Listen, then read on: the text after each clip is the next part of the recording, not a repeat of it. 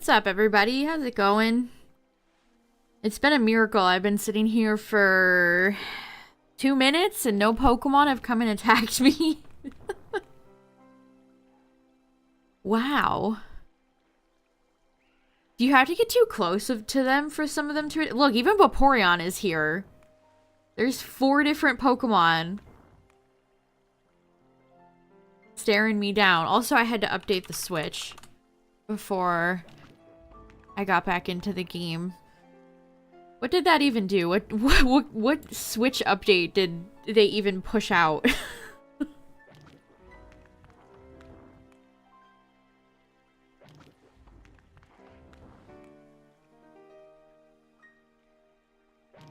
We got 2 Golduck. This is like like the Iono counting game. No, she had Where's Waldo. This could be a gym leader challenge, Game Freak. Take Fantina's gym and elevate it to the next level.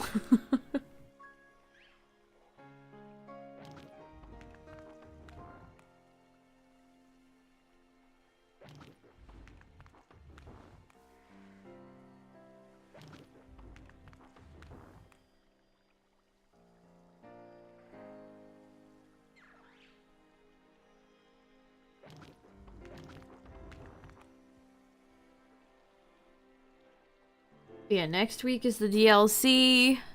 Game Awards are in 2 days. At least there's something happening.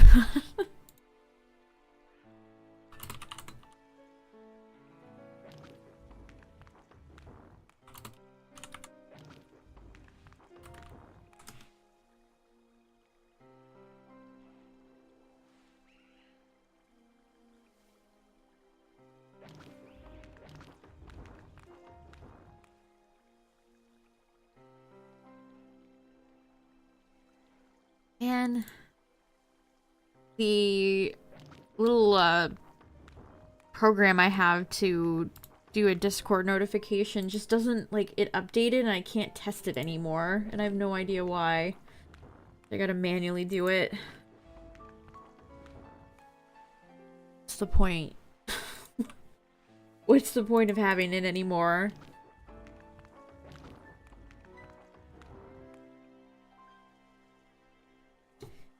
Yeah, last time we got some...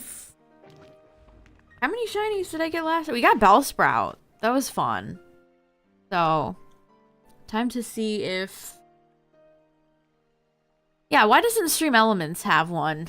All they do lately is hound me for awful, air quotes, sponsorships that are not really sponsorships, but more like MLM. Get 5 people to sign up and we'll throw you 5 pennies. My favorite thing... Sorry, I'm chewing ice. My favorite thing about those, again, quote, sponsorships is that so let's say it's like Raid Shadow Legends. They require you to not only get people to sign up, but they have to get to like a certain level. So it's even worse. Not only do you have to get people to sign up for mostly awful looking mobile games, but then you have to try and convince people to get to like level 12. It's like, this sucks so bad. Oh, my friend Heracross. I don't need you, Heracross, but I'm glad you're here. Alright, this is gonna be a big reset. Why are they all, like, down here? They really don't spread the outbreaks out enough on these maps. They really don't.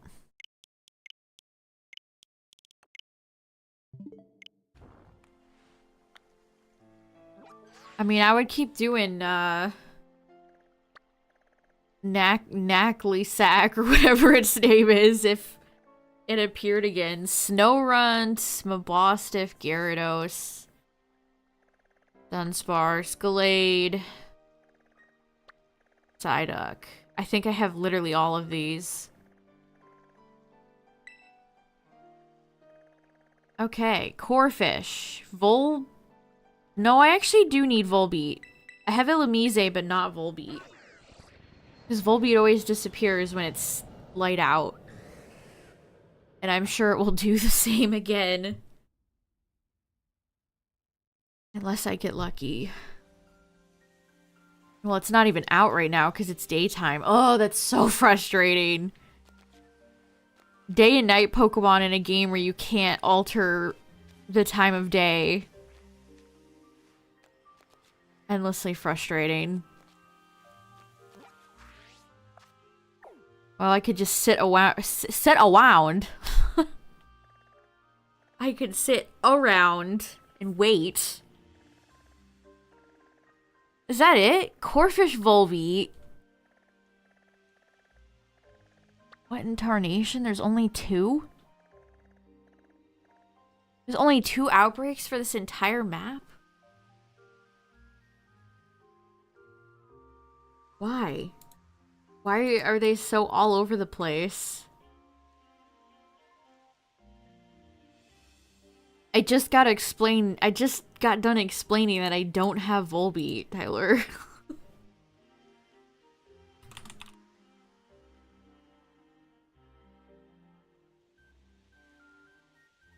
Is it even worth tweeting out anymore? I don't even know what to say for these. Outbreaks and more outbreaks. What is this? Volbeat and Corefish. That's it. That's all that's on this map. Oy, oy, oy, oy, oy. Well, I don't feel like... I do need Volbeat, but... I don't know. I don't think it's exactly peak viewing to watch me sit here and wait for it to be nighttime.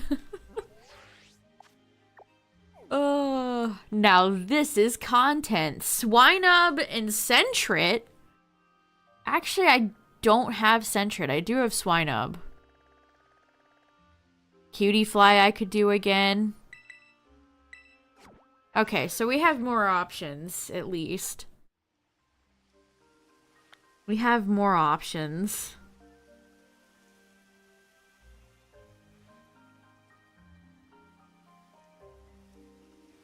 Yeah, what's up, everybody? How's it going? Okay, this is not where our Cutie Fly outbreak was before. In a different location. I think Cutie Fly is daytime only, so we can enjoy this outbreak for 5 minutes before it goes away. That'll be great.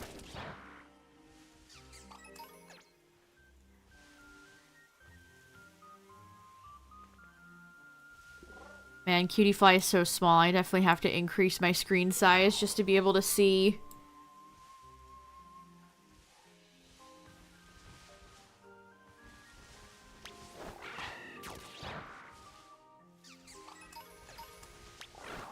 Powder. We're reducing Cutie Fly into powder.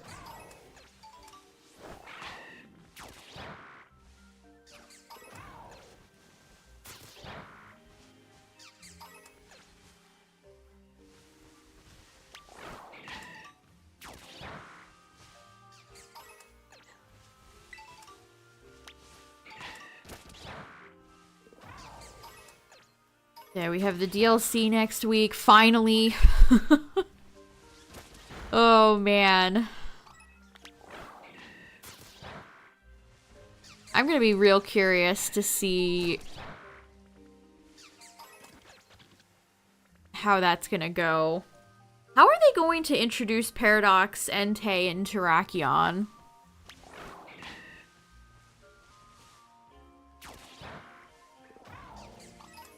Because, like, Wake was a special event.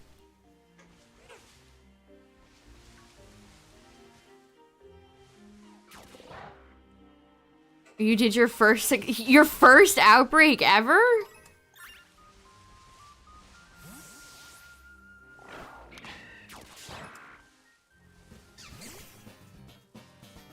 Did you do a sandwich?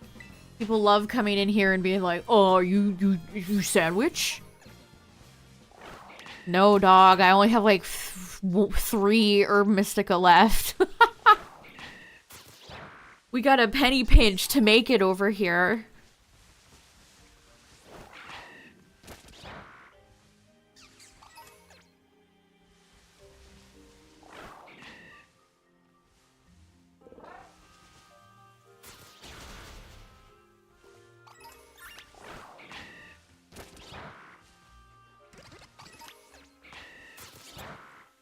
Maybe I should start putting that in my title. Maybe I should make that my shiny hunting identity. We don't use no sandwiches around these parts. Gluten-free stream.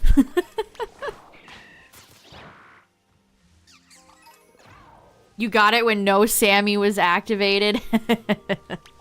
Yeah, I don't really... Like, sometimes we have outbreaks that don't cooperate, but typically I could get a shiny from an outbreak fairly soon with no sandwich. Like, it's usually not a problem.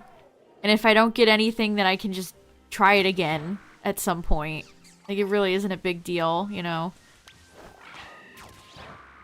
Raikou and Cobalion are gonna be like titans and you have to track them down. Yeah, that's probably a good theory.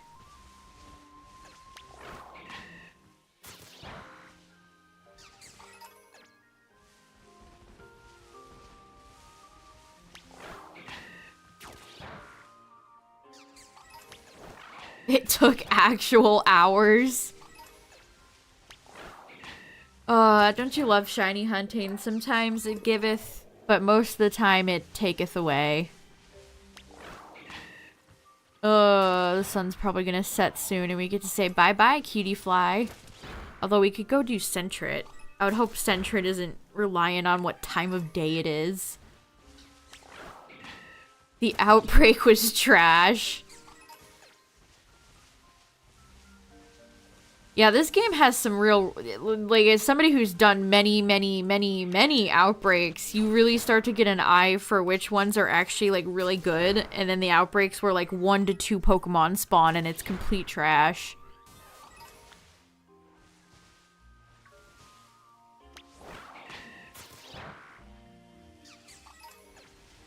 Or it's an outbreak where there's lots of Pokemon spawning, but it's not your outbreak Pokemon. It's not the one you actually want.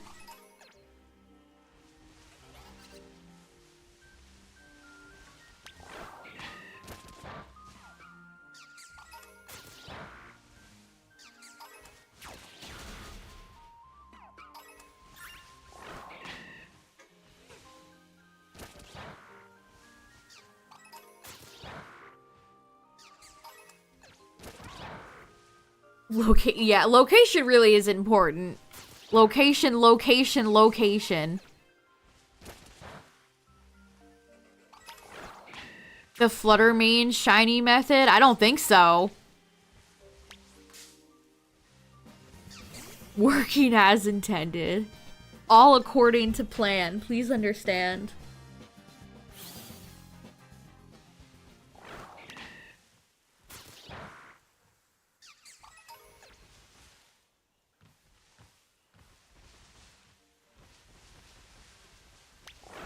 Oh, got a little too close. Sorry, cutie. Man, can you imagine how many of these things would be like bugs on a windshield if Koraidon ran through here at top speed? Whoa, why did that happen? What if Todd Howard made Pokemon? Well, Starfield, like, sucked, so... It depends on what Todd Howard I'm getting. Am I getting, like, Oblivion Skyrim Todd or Starfield Todd?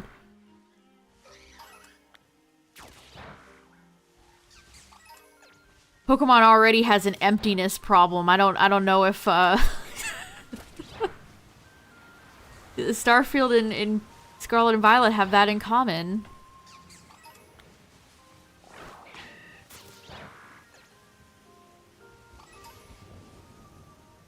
Speaking of poor performance, anytime the weather ever pops up, get ready for them frame drops. Them frame drops, partner. What's up, everyone? Hello, hello. We found after a few resets, of course, a cutie fly outbreak, which will probably be gone because the sun is setting soon.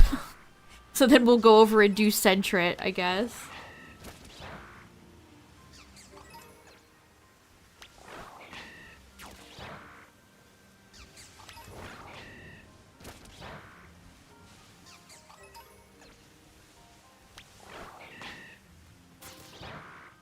I mean, the pandemic probably didn't help, but a lot of these games were in development before that happened. Games take a lot of years to make. Like, they're probably working on Gen 10 right now. Ugh, that's weird. That's weird to think about. That's weird to think about. Are they already gone? Like, what happened?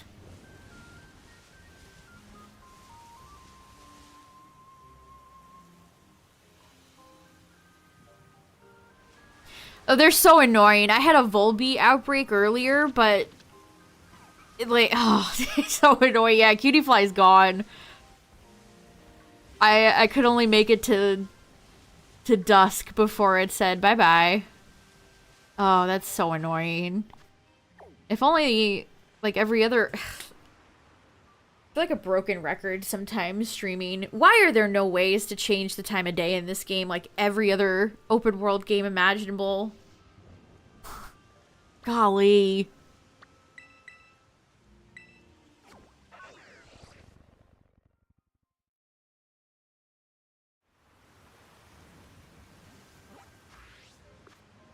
We want to scream. What's up, Icy?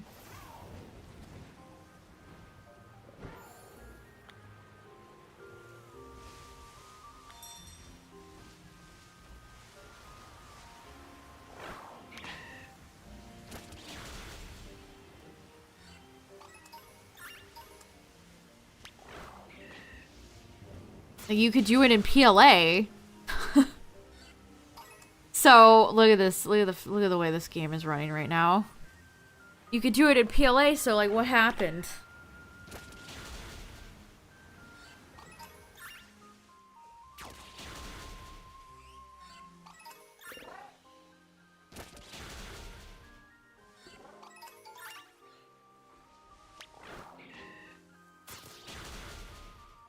Alright, well the rain stopped, so that's good.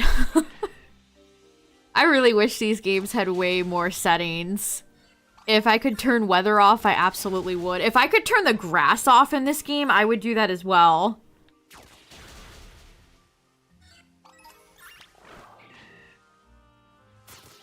Why is Breloom best to use? Breloom's just a personal preference.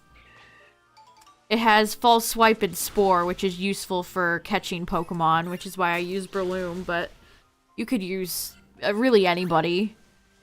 It's all just personal preference. Yeah, why is Grubbin time-based?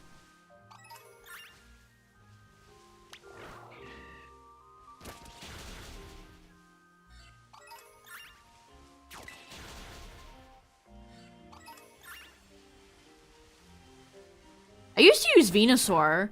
When I did a lot of this stuff in like earlier games, I used Venusaur a lot for Sleep Powder. Which of course is not as good as Spore, but I definitely have a lot of memories of using Venusaur.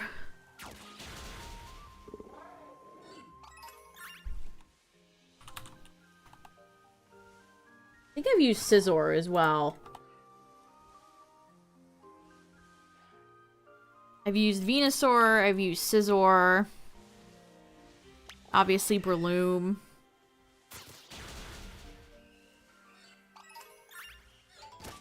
Thanks for the good Sentret luck. I think I have Furret, but I don't actually have Sentret. We have the pink Furret, but not Sentret. Oh boy. Chug-a-lug.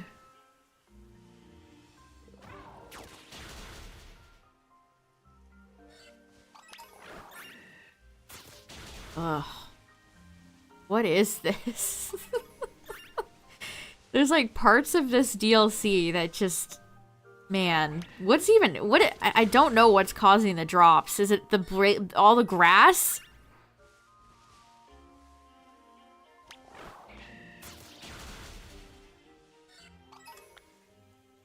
Chompers. Hey, that makes me think of Land Before Time. That's a good nickname.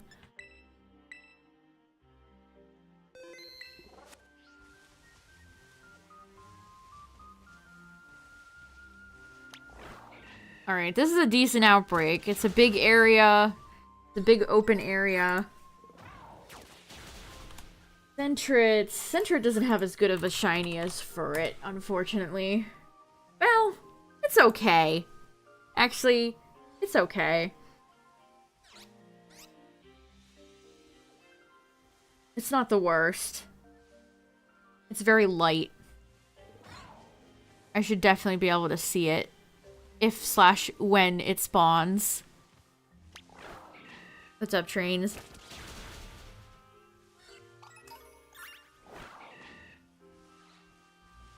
Do I have the shiny charm?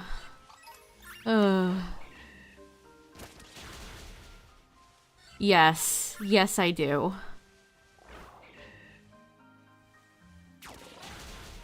Why anybody would shiny hunt in this game without the charm is beyond me. But I guess there are people out there like that. Couldn't be me, though.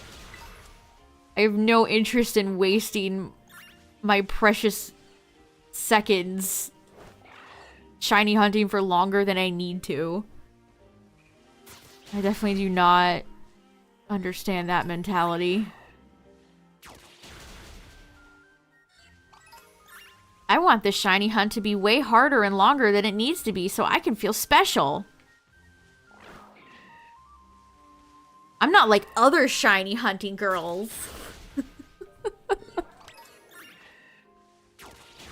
Subgenre of shiny pick-me's. Shiny hunting pick-me's.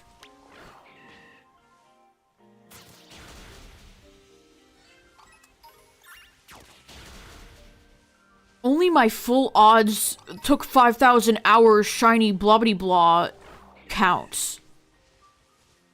Where did Breloom go? Did Breloom just vanish? Breloom just up and vanished in thin air.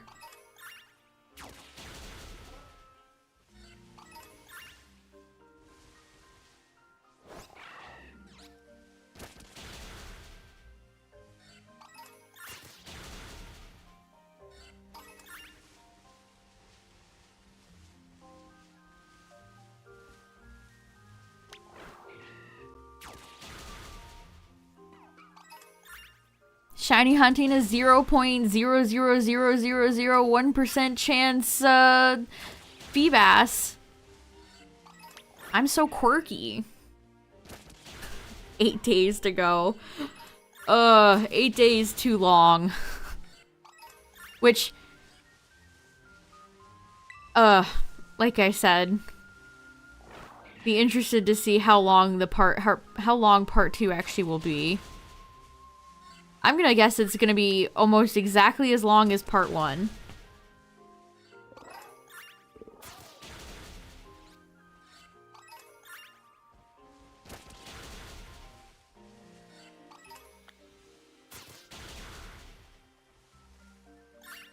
I mean, as I always say, shiny hunt however you want. I don't care. If you want to make your life way more difficult and turn a game on and off for hours on end, feel free. But I think if you're doing that and then thinking you're better than everybody else, it's pretty pathetic. The amount of elitism I've seen over some shiny pixels is laughable.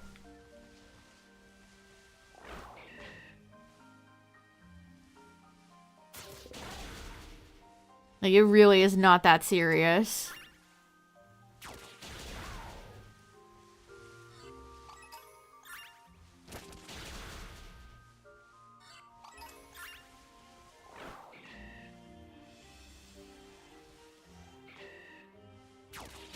We're complaining about Indigo Disc.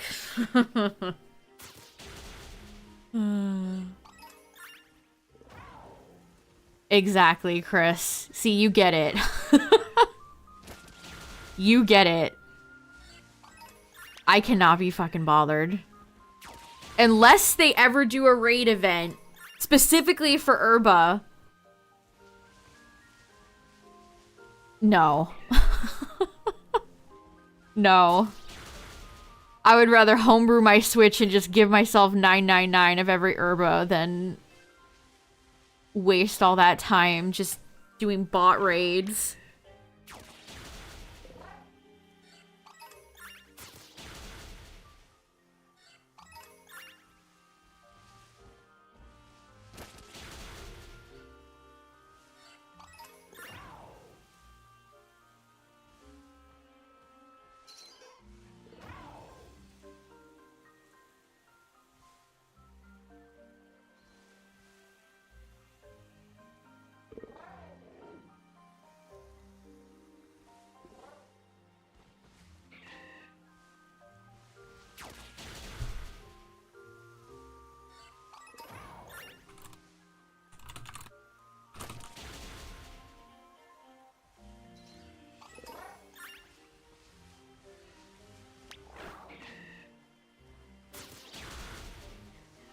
I hope they fix Masuda Hunt. If Masuda Hunt continues to be wait 30 minutes to collect all, like, check basket every 5 minutes, I would... Oh, man. I don't even want to think about it.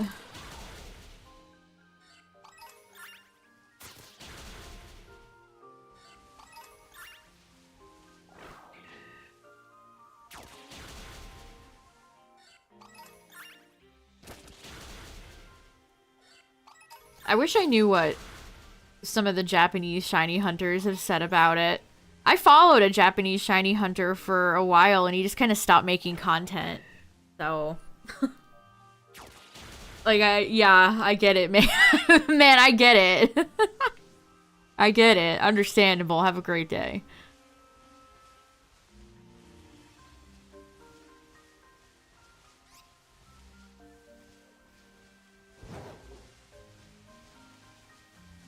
Because I feel like they're more likely to listen to, like, the Japanese side of the shiny hunters than us. I mean, I don't even see many opinions about Masuda. Maybe I'm not following the right people. Masuda is in the method, not the man.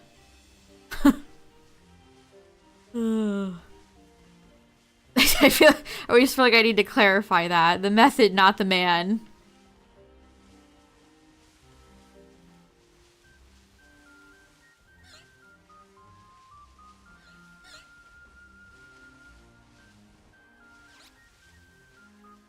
Both. I look at chat for a second and run into a stun trip. Both suck. I won't deny Masuda's made a lot of good stuff for Pokemon, but a lot of his quotes have aged or are just awful in regards to how he views game design and stuff like that. We don't know exactly how much influence. Like, was it Masuda that was like, you know what, guys? We're making Omega Ruby Alpha Sapphire. Kids these days are too busy on their phones, so no Battle Frontier. Like, is he the one that brought that hammer down? I don't know. That's the thing. So much about Pokemon game development is just not known because it's a Japanese company. It's not like a lot of Western companies will people who will whistle blow who don't work there anymore, or, you know, stuff like that. That is an actual quote from him, yes. That is a quote from him. I'm not making that up. That's not an exact quote, but that's the gist of what he said.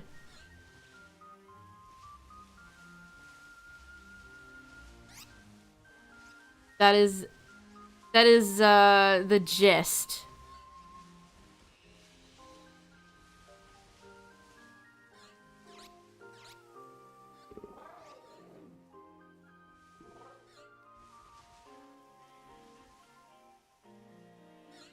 Remake should add something. That's okay, you can say that quote aged like milk.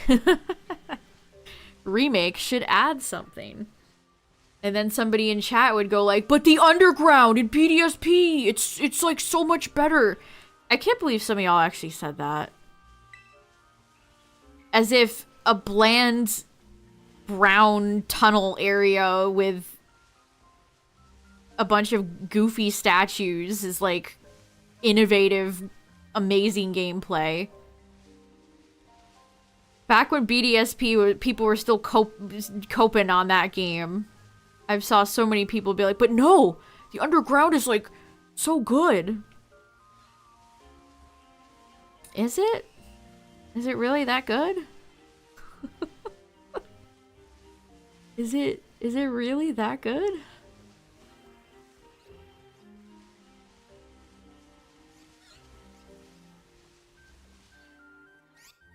He also made the shiny lock.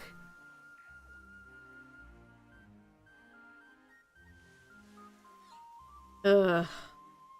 If they call it Masuda Method, they should call it Masuda Lock.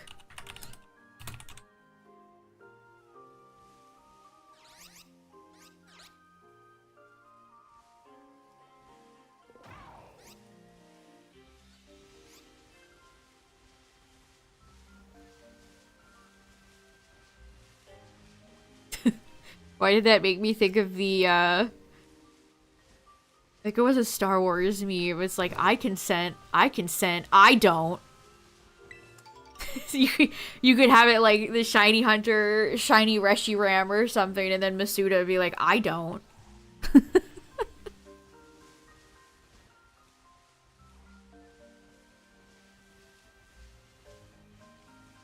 Such a shame that Reshiram and Zekrom were locked. And, like, you can never legally get them back then. Back in their, like, original, like, Sprite debut.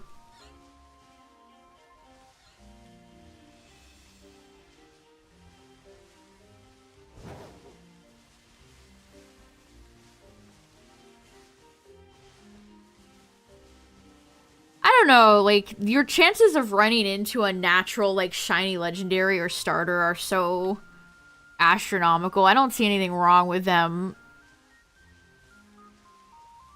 leaving them not locked. Like, if little Timmy gets a shiny, then good for little Timmy.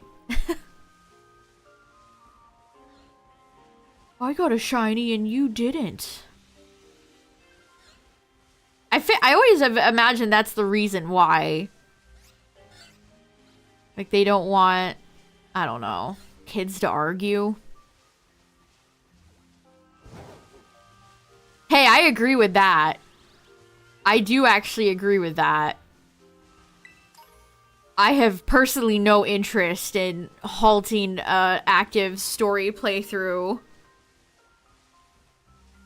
to, like, shiny reset 1,000 times. I agree with that.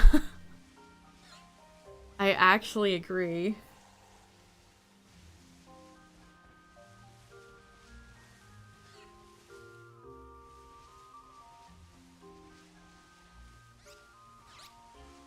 But yeah, then they don't provide any sort of like, yeah, the other Koridon or Miradon was locked, so it's just kind of like, okay.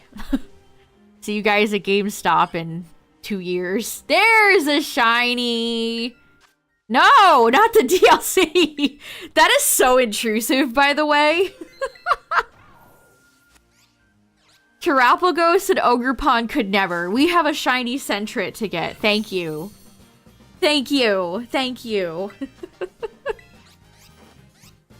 Oh, yay! That was so quick. See, who needs sandwiches, chat? Who needs sandwiches? Not I. Yuck, yuck. Stay asleep, please. Thank you. Is it Fire Red or Leaf Green where Sentret always looks shiny? There's one game where Sentret just looks off. Therefore, it always looks shiny. There we go. Nice. Perfect. Who needs the charm? Imagine if I was just free shiny ballin' right now without the charm. Extremely cautious. Supple. Supple tail. Oh.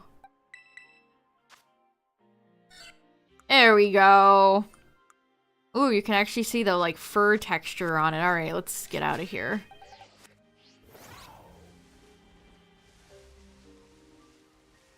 Good, another Gen 2 shiny line done. You'll love to see it.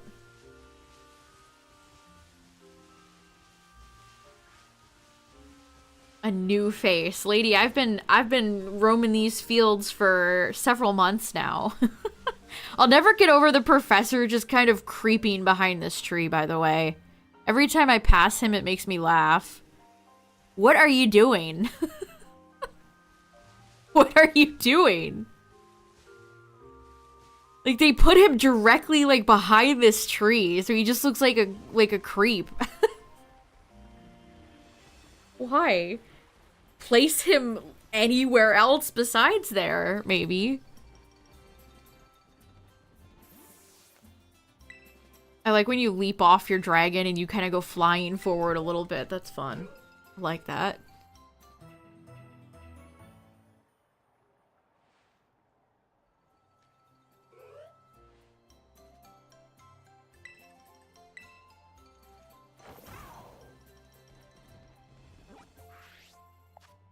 Okay, let me bring Sentret out. We'll take a look at Sentret real quick.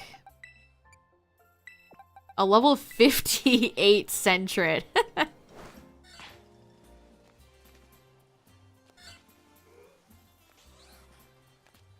Sentret's so cute. I didn't know it moved like that. Look at that.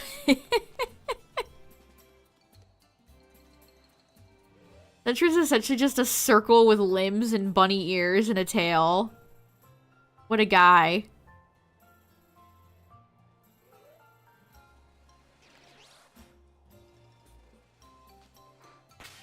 Sentret looks like it could be the mascot of like a Final Fantasy game or something. Alright, Crawdaunt, Bellsprout, and Sentret. Shiny Box 12 is really popping off. Yeah, lots of good Gen 2 friends in the DLC. Hoot Hoot, Noctowl, we're good. We're good to get. Yeah, Sentret does kind of look like a sugar glider. Or like a flying squirrel sugar glider. Was doing it before Emolga existed. We still have Cutie Fly, but it's the middle of night, so... not great.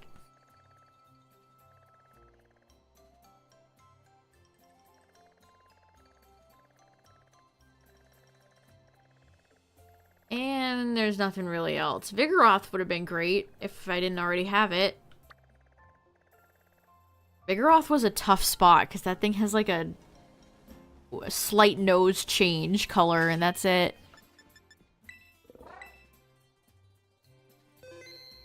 A good team in Black and White 1? I think it depends.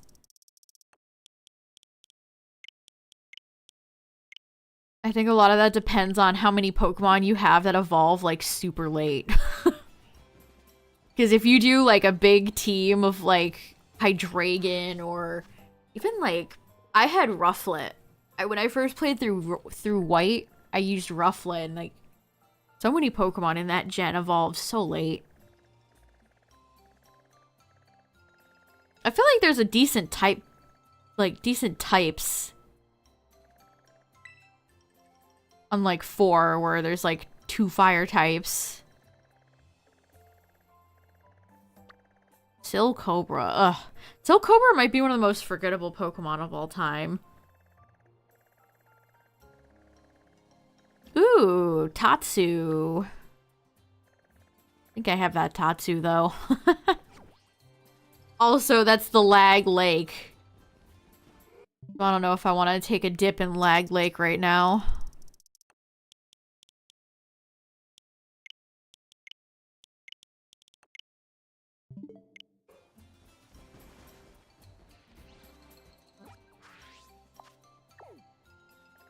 Okay, that didn't... Sometimes it changes it and sometimes it doesn't.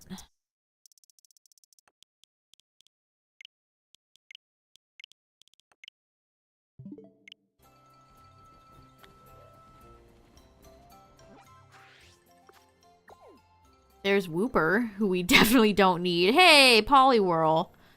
Sure. Sure. Why not?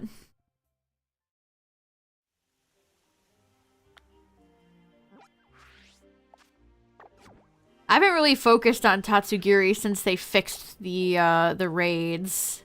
I need to go back and get the other Tatsus at some point.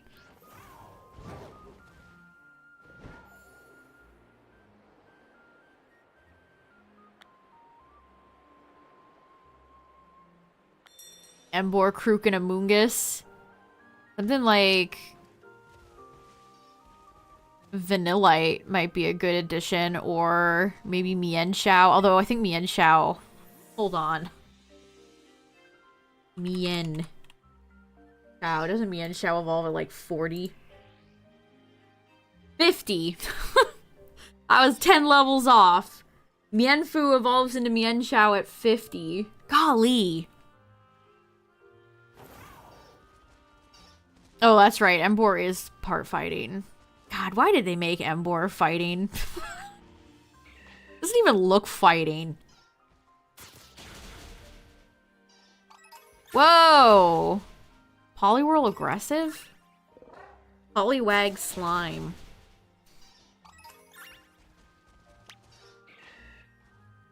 Yeah, Jellicent would be good coverage. Cryogonal. Beartic. You want a good ice type? I don't know. Mandibuzz and Braviary are both good Pokemon. Get Maractus for the greatest grass type of all time. Or Whimsicott, or Lilligant. Yeah, you could get one of the fossils.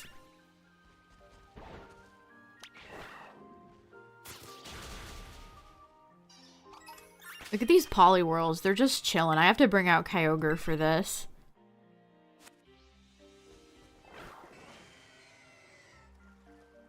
Get him. Look at that. Tyler, look at him. He's chilling. Yeah, you could get one of the elemental monkeys.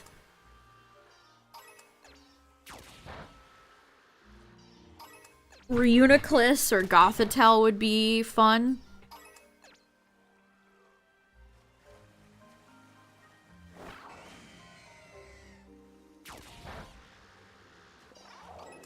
I really like Reuniclus and Goth. They're both good Pokemon.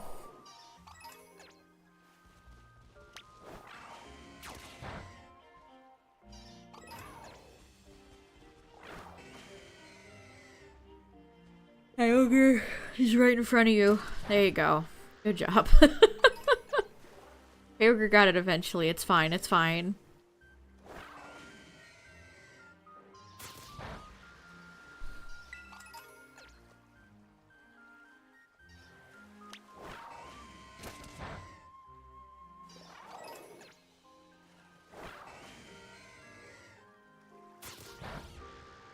Weird to see Gligar just kind of crawling on the floor. The ground.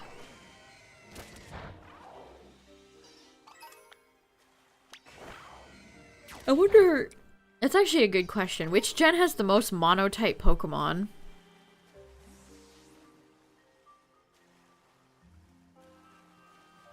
Is there an answer to that? Let me look it up.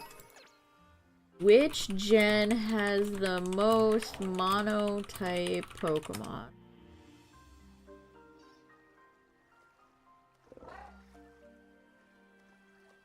Okay, somebody actually did run the statistics.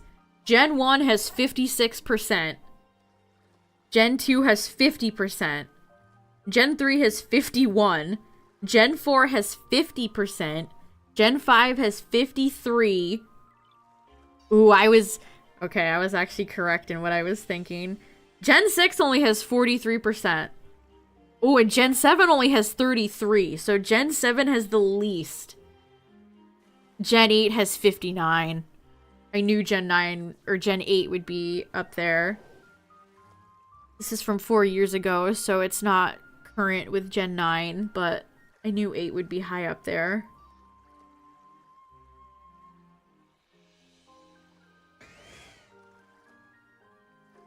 So there you go.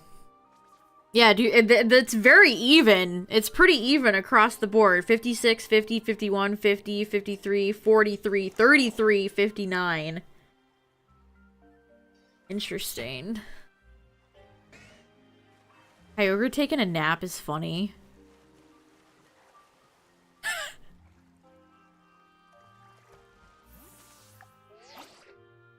Man.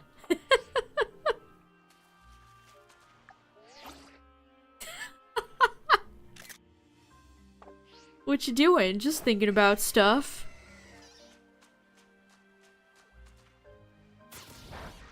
New. This is new. It says percentage of new monotype Pokemon.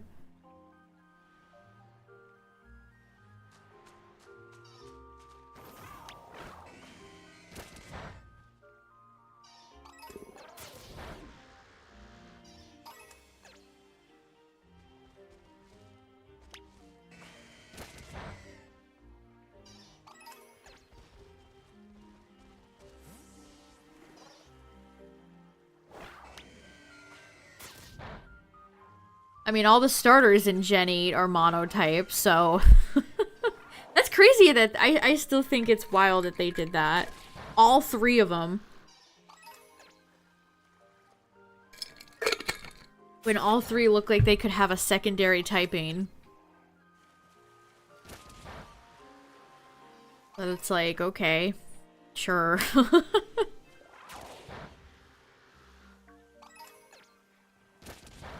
Oh, Bombardier is so annoying. Did they have to have so many birds in this gen?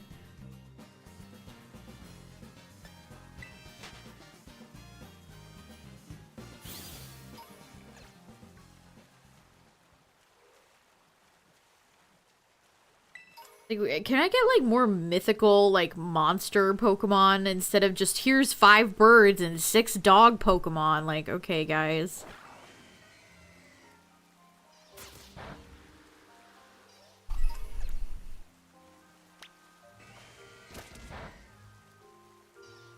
This is like Poliwhirl Island out here.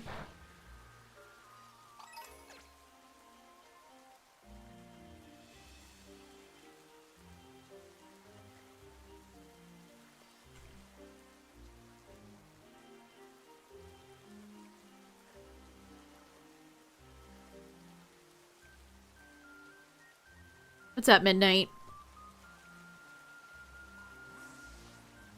I still need Cramorant shiny at some point. Speaking of Gen 8.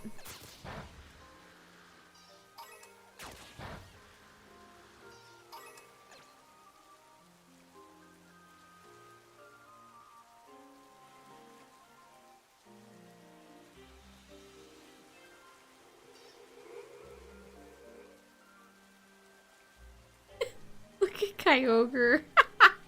This guy doesn't have a clue. Oh, and he's gone. It's gone.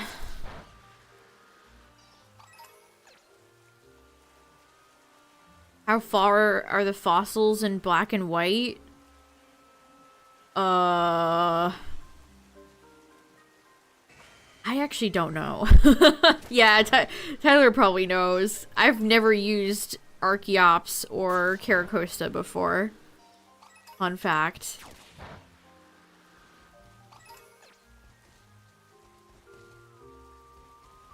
I don't know, it's like Caracosta is just another water blue turtle Pokemon. Boy howdy, never had one of those before.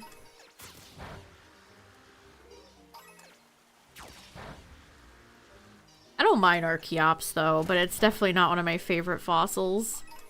They're unique though. Well, Archeops is. Just before Nimbasa.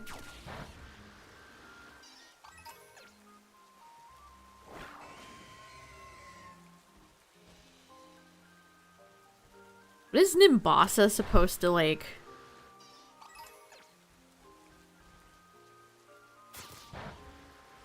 That doesn't sound American.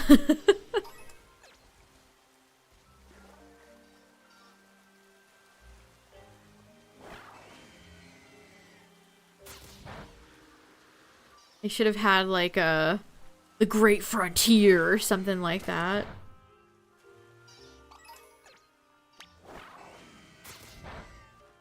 The Wild Wild West.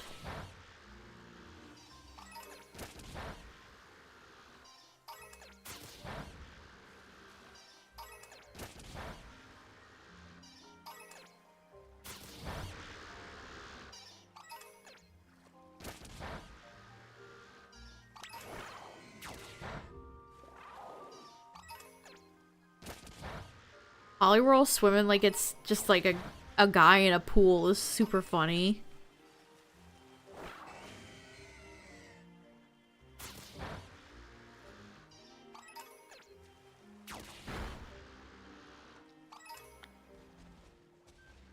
Lentimas? Lentimas? Lentimas. With 4 times weakness? I guess it depends. I mean, my favorite Pokemon of all time has 4 times weakness to ice, but Garchomp's still a great Pokemon. Same thing with Landorus. Kyogre, come on, man.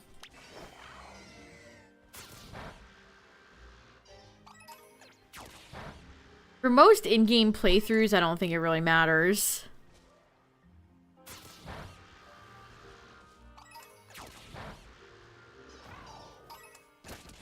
No Elite Four has grass. Yeah, that tracks.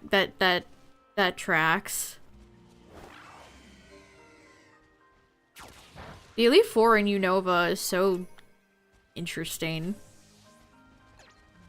In a good way.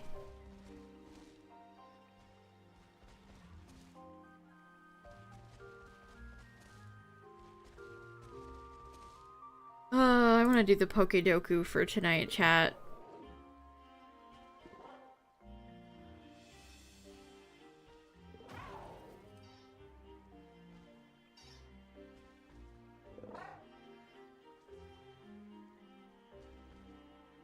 Alright, we have Neptune. Somebody named Neptune.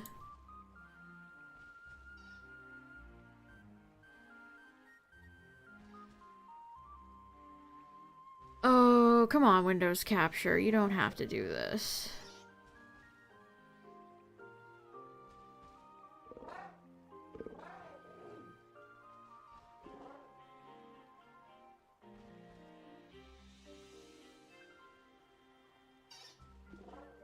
Alright, hold on.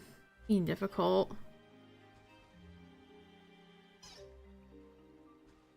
Poliwhirls are gathering. Welcome back. Silver with the 7 months. 1, 2, 3, 4, 5, 6, 7. Thank you, thank you. Welcome back.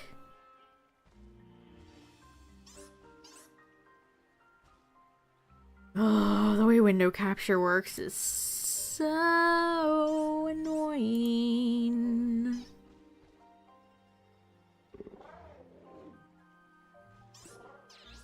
I just have to wait for it to update. OBS kind of fucking sucks. OBS, there's like no perfect stream software out there.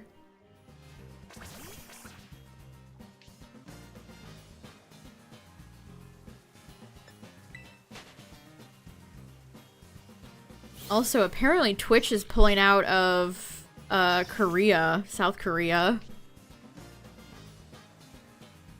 I did not know this, but apparently, I don't know if it's the ISP, like the Korean providers there, but they charge a boatload of money. So Twitch is pulling out.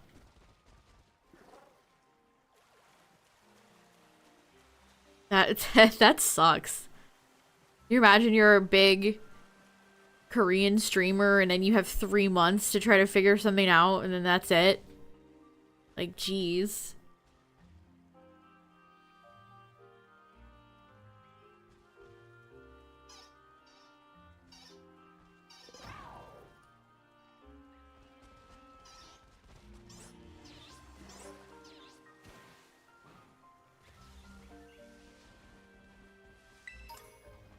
Yeah, I mean, esports is huge there.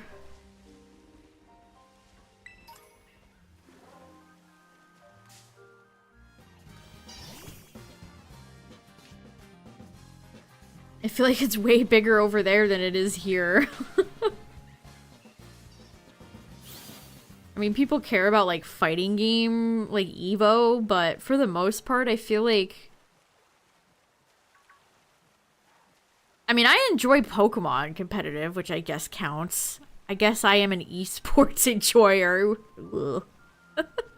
I guess Pokemon does count. Wait a minute. Wait a minute, I have to self-reflect on this. Yeah, does Sajin, does he stream? Does Mr. Pachirisu stream?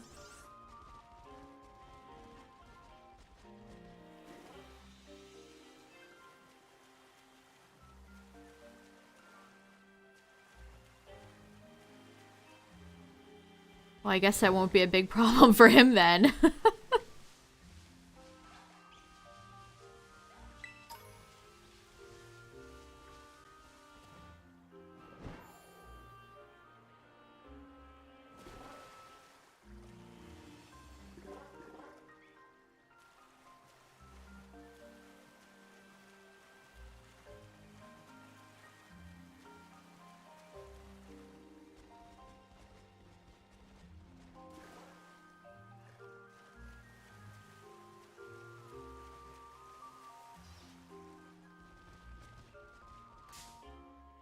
Poliwhirl's cool. I like Poliwhirl. I like the whole line, I always have.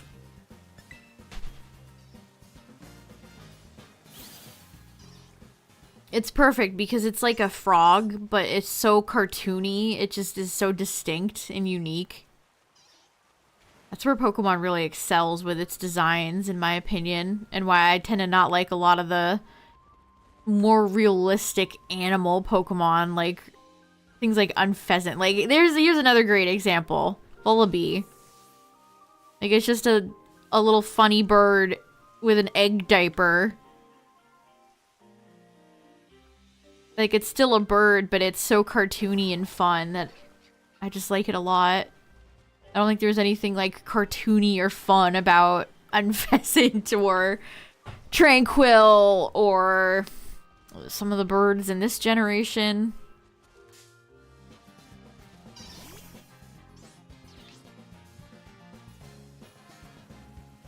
Hashtag Unpheasant. Did this thing fix itself already? No, it did not.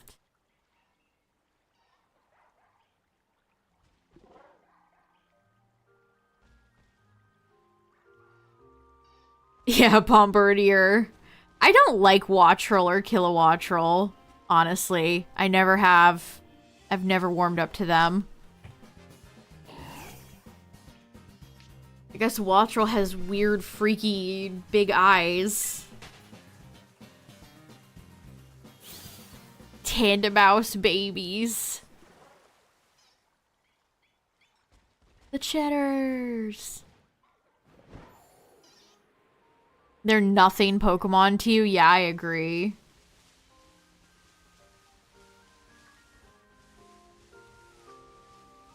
Been a hot minute since you've been on Scarlet Violet, but you're excited for the DLC? Me too. I hope it's decent. I hope it's okay. I hope I can finally get my beloved shiny Totodile. We have one shiny so far, and that was Sentret. Now we're going for Poliwhirl.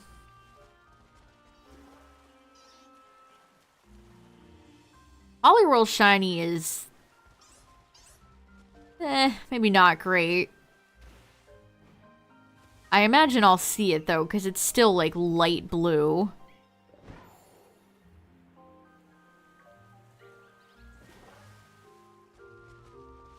It isn't like Poliwrath, where it's green, or Politoed, where it's one of the best shinies of all time.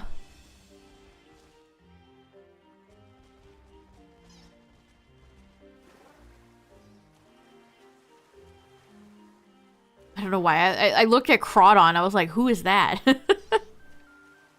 Crawdon.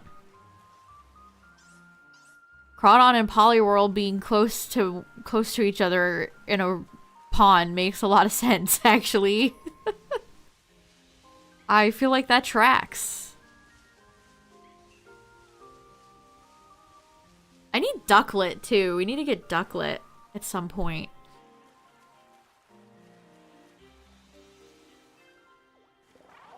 Stuck in a rock. Oh, no.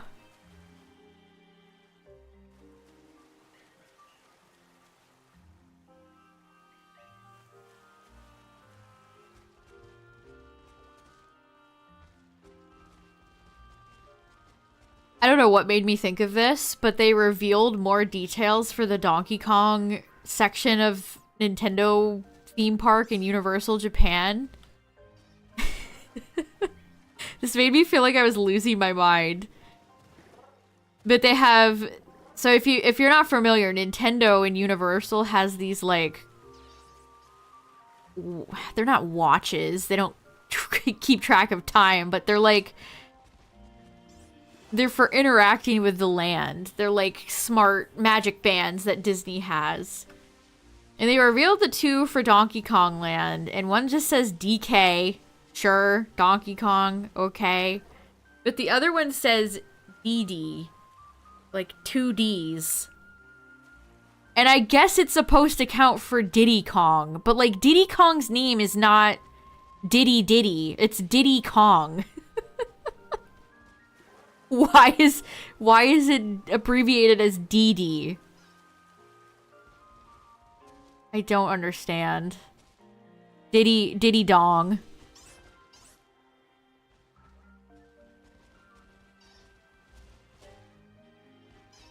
Yeah, they revealed like the first new render of Donkey Kong and Diddy Kong that we've seen in like forever. Like, why not just do, like, Donkey Kong's tie or Diddy Kong's hat or something? Like, why go with Donkey Kong and then DD? Like, obviously Diddy Kong is Diddy Kong. You can't do DK and DK, but... That made me scratch my head. I felt like an idiot. I was like, what the hell? Why is it DD? Who the hell is DD? Who the frick is DD? Apparently it's just Diddy Kong.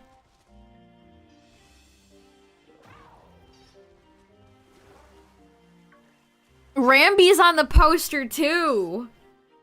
Rambi is on the little art that they revealed for the park. It's gonna be out next year, or finished, I should say.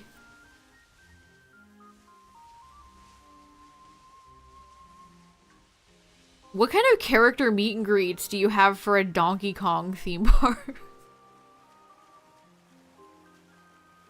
What are they gonna do for characters there? How do you make a mascot costume with Donkey Kong and Diddy Kong? Also, like, what about, like, Dixie Kong? Where's Dixie? Where's, Funky? Where's the best Kong of them all? Mr. Funky Kong.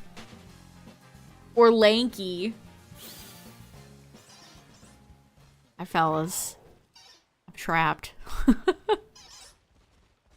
Yeah, or Chunky. And then there's Chunky. He's dead.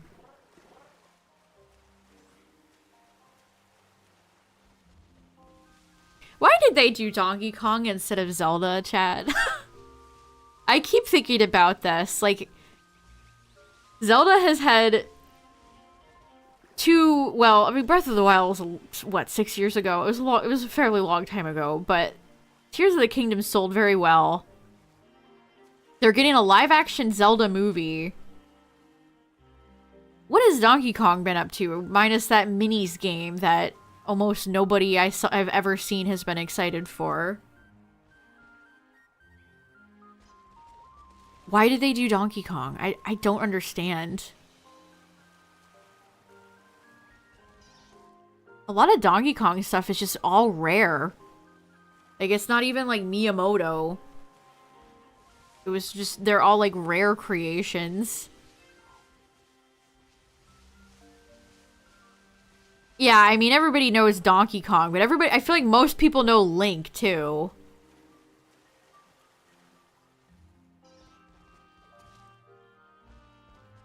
I guess Donkey Kong was in the Mario movie. Voiced by Seth Rogen. Insane voice casting choice, by the way. That movie has many. And yet the worst voice actor in that movie was Fred Armisen. Lop.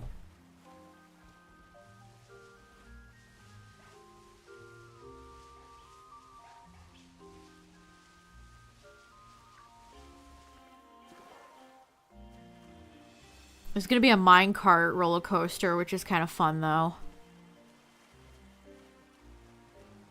I mean, I actually never played Donkey Kong Country 3, but I did play 1 and 2. I had the Game Boy ports of them, the GBA ports, as a kid.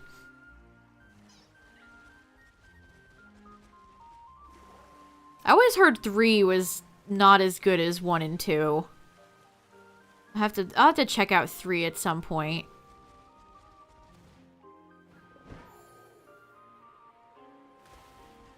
They should. Give the people what they want. Give us Funky Kong. What's up, Jordan? The Funky Kong Magic Band. You know those magic bands are like 50 bucks? At least at Disney. I know Disney charges like 50 bucks a pop for their magic bands. They don't really like do anything. I guess if you're like a season pass holder, if you like live in Florida. I think they're more of a thing in Florida than they are in... They're more of a thing in world than land. But, like, they don't even do anything. It's like a glorified Harry Potter wand in Universal where maybe you can get a statue to play a song. It's like, this sucks. Why would I ever buy this?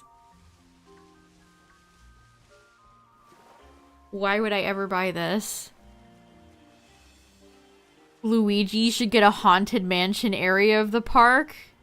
They're doing Universal Monsters in Orlando, which is honestly kind of cool.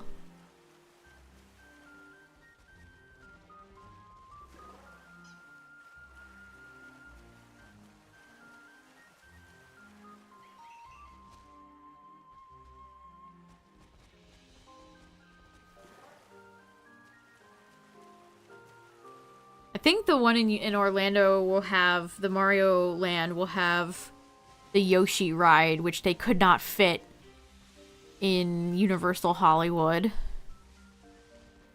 The Mario Land in Hollywood is super small. Hollyworld's just big chillin', dude.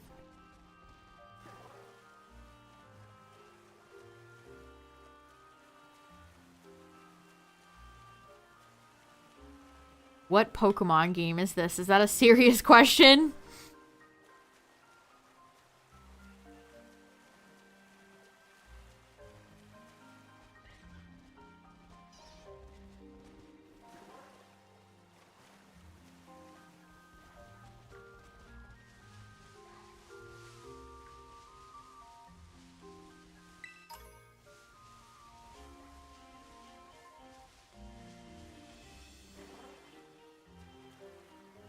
Vacuum backpack and you suck up the ghosts? That sounds fun.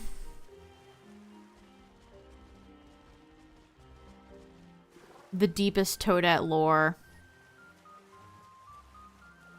You're not shiny, are you? I'm paranoid I'm going to miss it. Then somebody in chat is like, oh, you totally passed the shiny. And I'm gonna be like, oh. Oh well.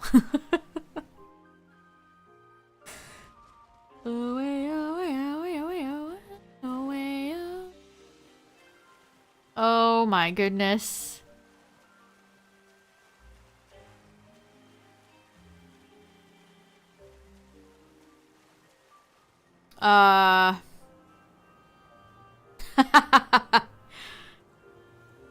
Just casual Scarlet and Violet stuff, man. It's casual Scarlet and Violet stuff. What geometry did I even get tripped up on there for that to happen?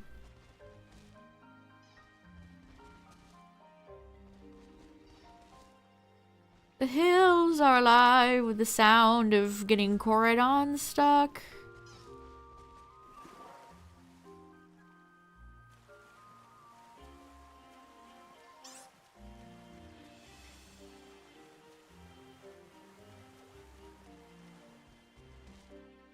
Pokedoku overload.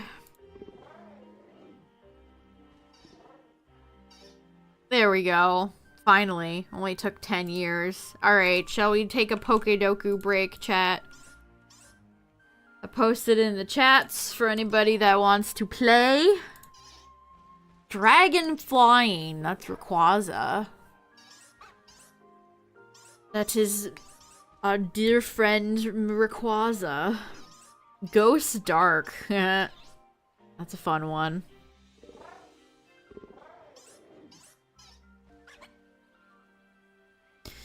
Mythical. Flying mythical. Dragon Dark. There's a ton we could do for dragon flying. There's an actual boatload.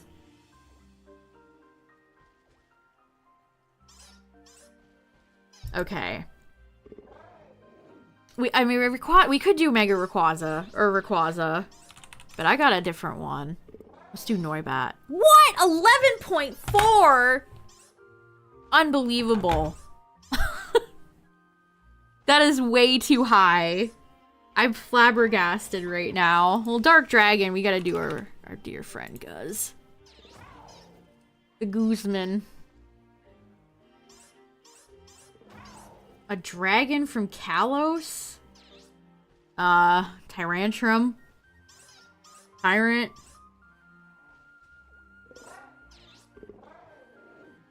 Skrelp is not part dragon, but Dragalge is. 13%. That seems incredibly high. Am I just, like, not thinking outside the box enough? What's going on? Okay, Dark Mythical, Kalos Mythical. Ghost Flying. Who the frick is Ghost Flying?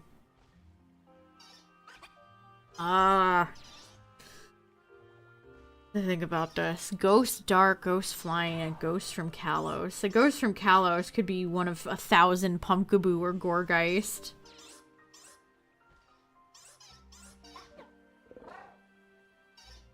There's not a lot of, like, mono-type ghosts.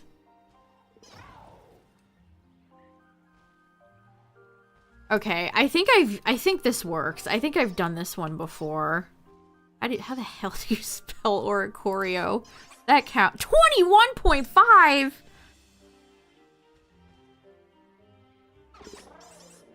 I guess, what, Drifloon and Driftblim? Who else is ghost flying? I don't even know.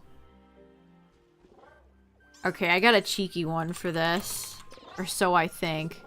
Okay, why does that not... Mega Sableye. 34.4. I'm getting owned on uniqueness here. And then a ghost from Kalos. Do we do average, small, large, or super? Schmall.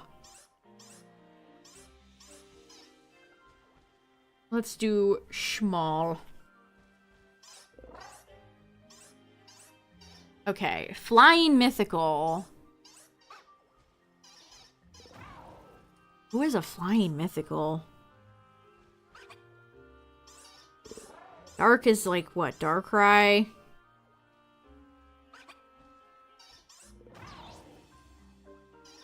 And then a Kalos mythical.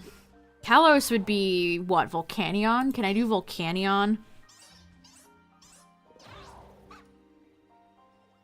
Or what? Hoopa?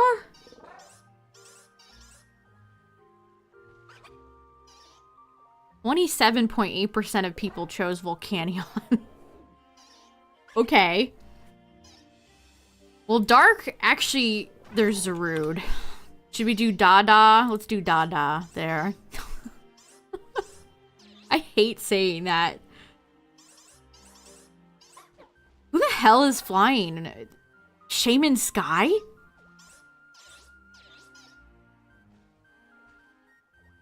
Who else? Who? I can't think of any. Does that even count? Is Shaman even on here? It is. That has to be the only one. Oh, boo! Are there any others? No, it's just Shaman. How does this keep happening? How does this keep happening, Chad? They should not. No, boo! Neptune, you fucked up. You fucked it up, Neptune. Volcanion, Diancie, Mega, Hoopa, and Hoopa Unbound. Bruh. I picked the most popular one. Unbelievable. Trevenant. No, you could have done Aegislash. Gourgeist was least popular. I should have did Gourgeist. Zygarde! Oh, I always forget about the other Zygardes. Damn it. Are y'all seeing this? Are you kidding me? I forgot about Zygarde entirely. Okay, not a lot of people picked Guzzlord. Yeah, Moon would have worked too. Mega Sableye is really more popular than regular ass Sableye. Okay, the meta has been broken. People are now just doing Mega Evolutions. Yeah, Shaman Sky is the... Yeah, it's only Drifloon, Driftblim, and Oricorio. Okay, what did I do? I did Noibat. How is Noibat? How is Noibat this much more popular than Noivern? Are you joking? That does not seem right. Gotta be kidding me. This is okay. This was not one of my favorite Pokédokus. We got a whole the whole crowd, the whole squad was cheering me on for that.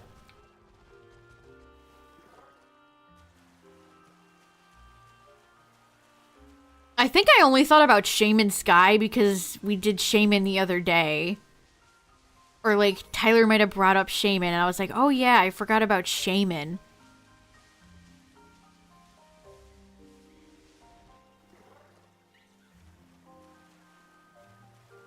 Yeah, there's no other flying mythicals.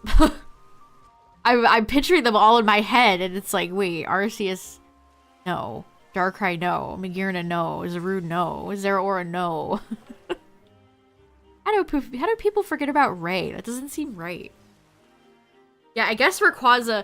We're figuring out the Pokédoku meta, chat. We're figuring it out. So Mega Evolutions are not rewarding as many unique points anymore, because people figured that out.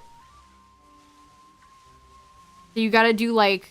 Zygarde, or if Castform ever comes up, do Castform. You have to think of like weird Pokemon forms instead of Mega Evolutions. Yeah. I guess I understand why they didn't do all the plates for Arceus. It's like, yeah, I guess Flying Arceus would be the only other one. Flying Arceus.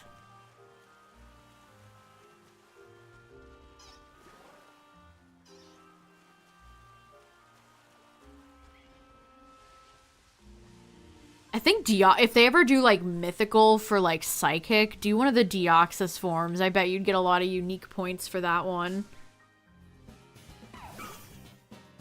They've made a lot of rulings and changes. So they used to do like Battle Bond Greninja and also Ash Greninja, which was weird. So they took away one of those Greninjas. But yeah, the way some Pokemon are included and some aren't is weird. I've seen a lot of people complain on their Twitter about the Gourgeist and Pumpkaboo thing.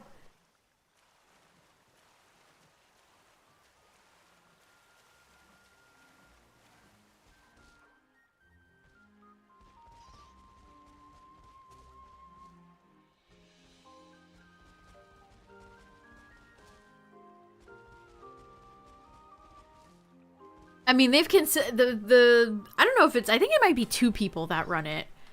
They've said, like, we try not to do ones where there's only, like, one answer, and that happens consistently. So I don't know what's going on there. They've said multiple times, we try not to do ones where there's only one answer. Which, with over 1,000 Pokemon, it's crazy that for some of them there is only one answer, or 2 answers.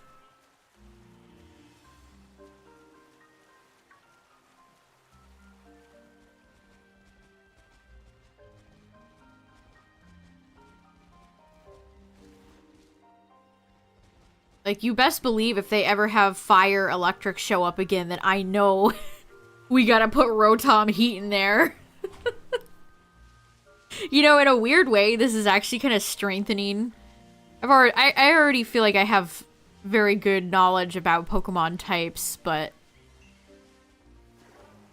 I know even more now. My brain holds even more useless Pokemon information. I can't be stopped.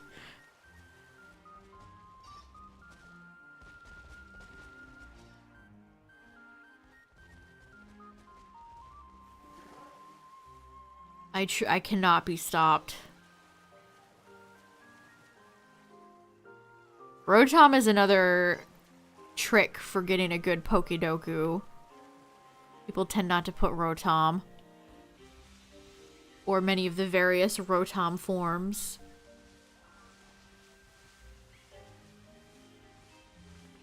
I bet you'd get more unique points if you went with more Gigantamaxes over Mega Evolutions. Like if Charizard, if it was like fire flying, I bet the G-Max would be more than Charizard Y. Or more, it would give you more unique points.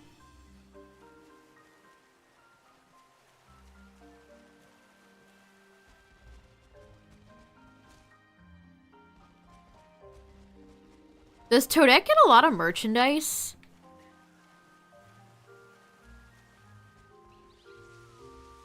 I see a lot of, like, Mario and Luigi plushies, I guess. I would buy a Toad plush. I have an orange Yoshi from when Tyler and I went to the Nintendo store in New York City.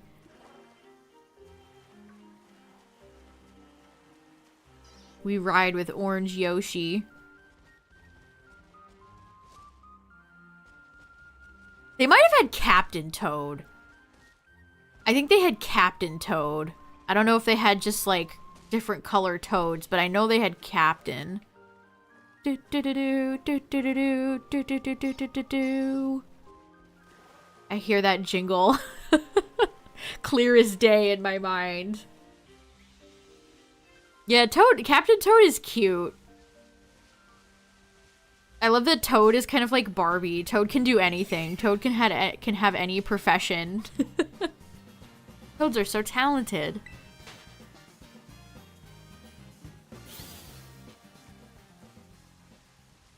I wanted to read that as Kowalski, the penguin from Madagascar.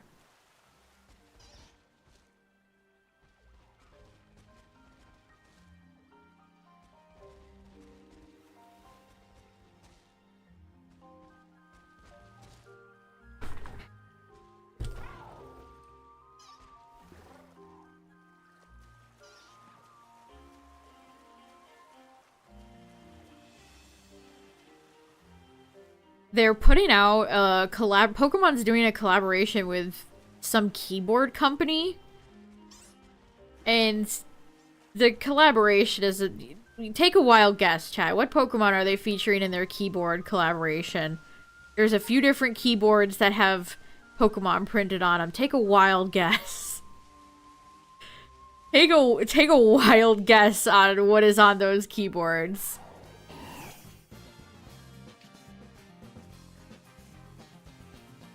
Is that a shiny? I can't tell. Pikachu, Charizard, Gengar. Is it $300, Tyler? I didn't look at the price.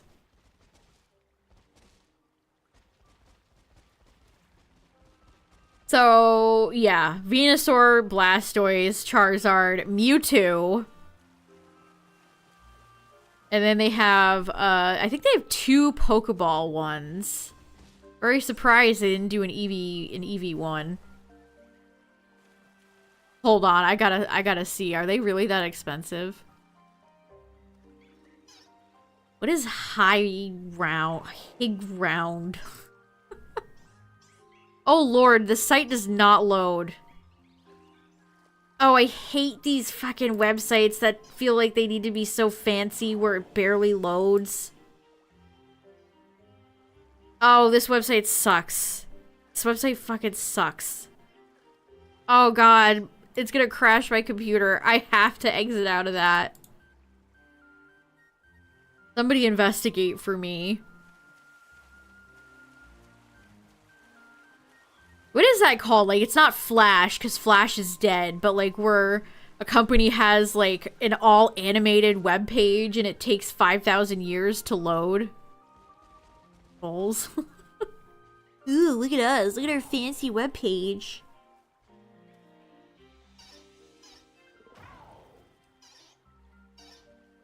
I've never heard of this brand before.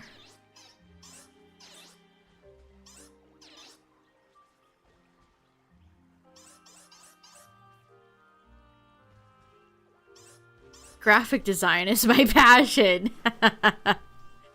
Yes, I'll take more 2-decade-old stock art, please. Mouse pads? Do people use traditional mouse pads anymore?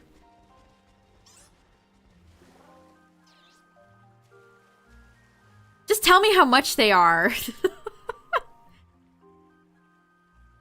This website doesn't work. What are you talking about? That website absolutely does not work.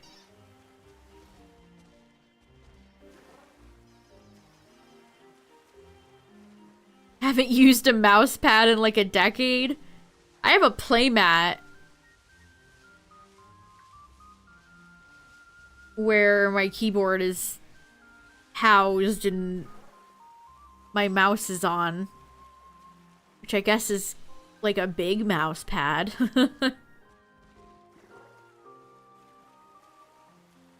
If it doesn't say the price, that's never a good sign, by the way. If they're teasing a product and they're not releasing the price, uh-oh. That probably means you can't afford it. I remember that saying from somewhere. If you need to ask about the price, you can't afford it. They have a Yu-Gi-Oh collection? 600 bucks for a keyboard would be insane robbery. Okay. These keyboards are fucking ugly. That Exodia one with the black spacebar key? That sucks. What the hell are they thinking? Looks like a sensor bar for Exodia's mid-rift. I don't know, you could probably find a keycap manufacturer and do this yourself for way cheaper.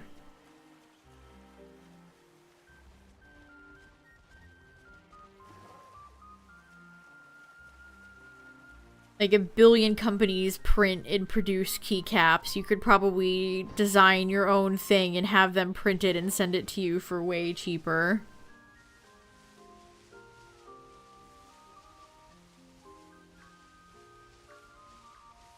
So these keyboards are 145 bucks. So I assume... Also, the Yu-Gi-Oh stuff is just... All around me are familiar faces. Blue Eyes, Dark Magician, and Exodia. The Yu-Gi-Oh starters, one might say. All they're missing is Dark Magician Girl to make it the most over-merchandised Yu-Gi-Oh creatures of all time. Honestly surprised DMG isn't there.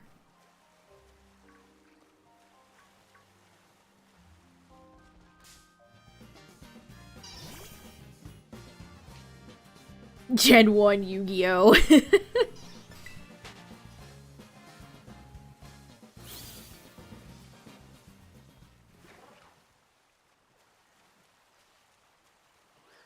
I saw a tweet, actually. This made me think of the keyboard thing to begin with.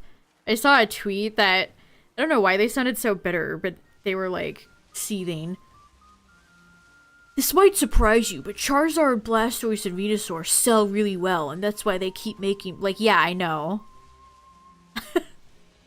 Yes. I know that normies eat this shit up. I know.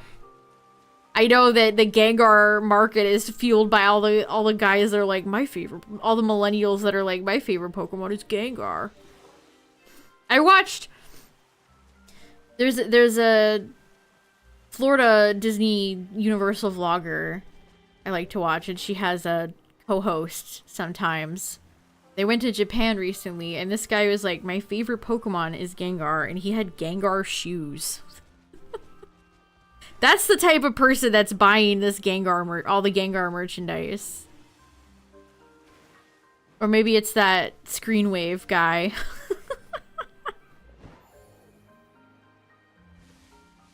I mean, I still feel like people can complain about that. Also, I don't think it's the end-all be-all of Pokemon marketing for Gen 1. There's definitely a market for other Pokemon.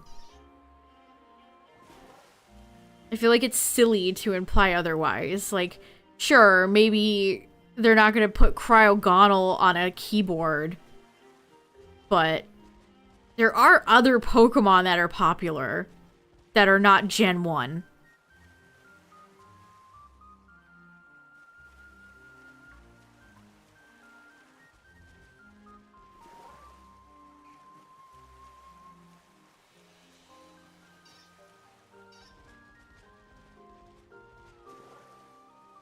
To me, it's the stock art.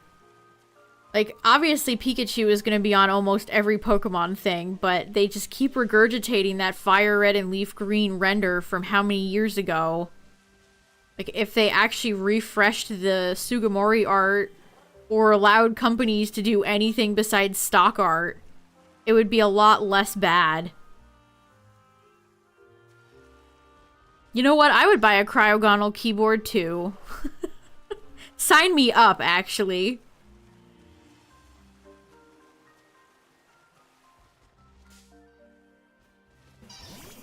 Also, I saw, you know when you click on one tweet from one person and then their whole damn timeline starts showing up on your For You page?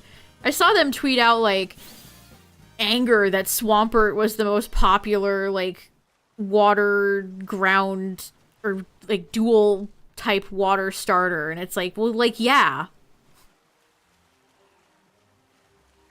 Are you stupid? Like, yeah, guys, Gen 1 sells well. That's why they keep doing it. Yeah, we know. Also, I can't believe Swampert is more popular than Primarina. Huh?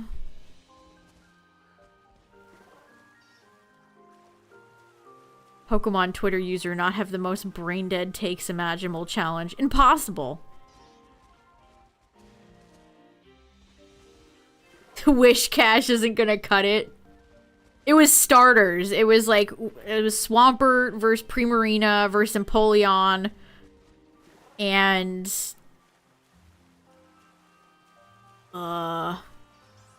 whatever other water starter also has 2 types. Oh, Quaquaval. Quaquaval came in dead last. Like, yeah, because it's new.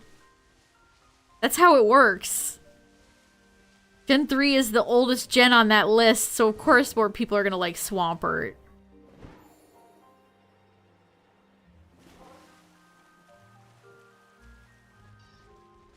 Hey. Hey, watch yourself, Tyler. I happen to enjoy Quaquaval.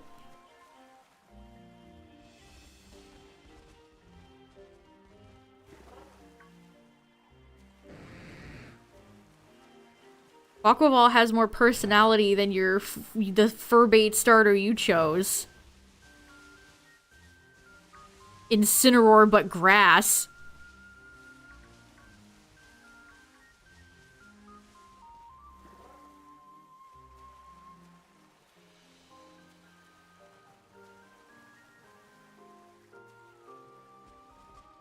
Oh, now you want to change sides. You want to be like, oh, I always went with Fue Coco. No, you did not. I know for a fact that you went Sprig. Revisionist history.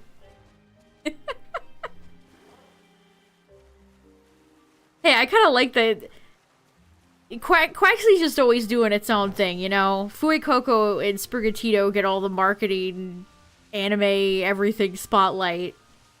We Quackleval appreciators are few but strong.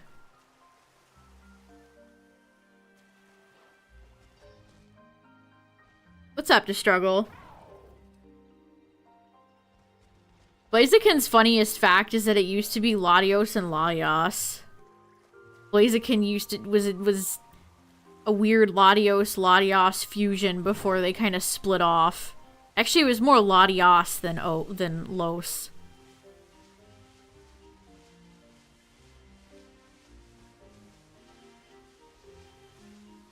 Also, I did not get to watching that Sugimori video yet. It's on the list.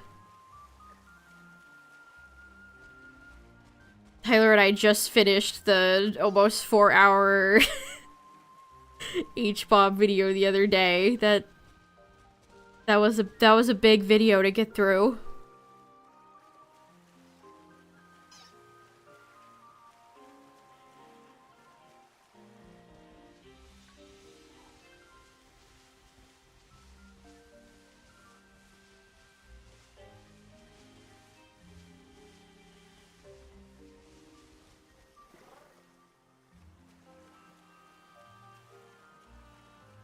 The only thing I don't like about Quackleval is I don't particularly care for the fighting type.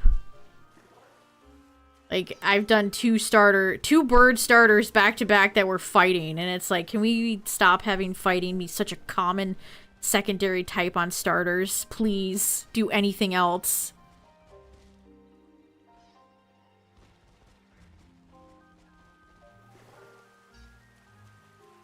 Oh man, just wait till you get to the last guy that he covers to struggle. It's a real... I mean, the whole video is a wild ride, but I never heard of I heard of everybody except the last guy he covered.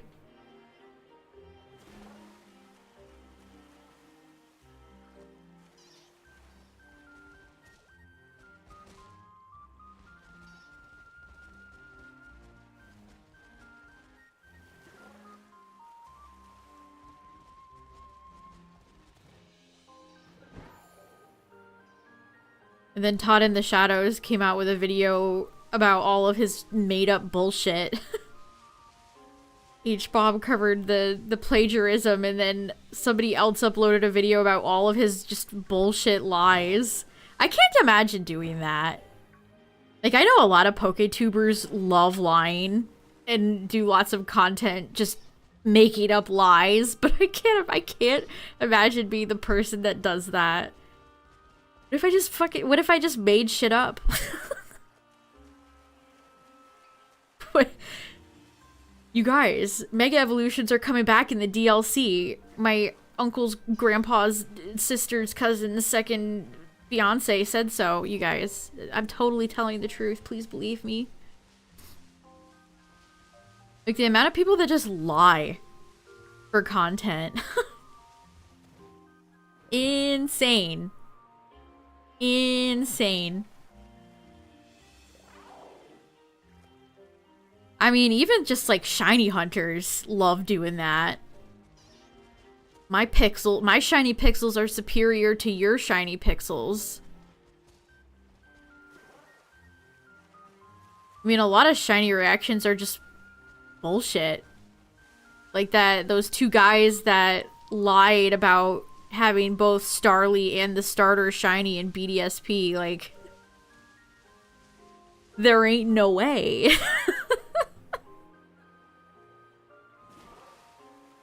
The fact that one came out right after the other, you know that original guy was fucking pissed. You know he had to be, like, fuming that some other guy came out and claimed the exact same lie that he had claimed. Like, you just know that he was, like, pissed. Like, that's... I can't imagine doing that. I really can't. Like, I can't imagine sitting here and trying to bullshit people. Like that. I don't know, it's also, like, disrespectful to your audience because you're assuming your audience is just brain dead. They'll never know. They'll never know. They're gonna know. Like, it's so disrespectful. Like, I know you're all real people who think and have feelings and know how to have complex thoughts. You're not a bunch of dummies. Like, I can't imagine thinking about your audience like that.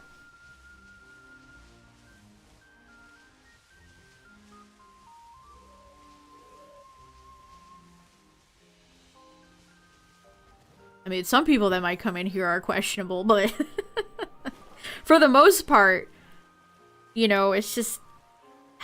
I just can't imagine just making up bullshit for a living.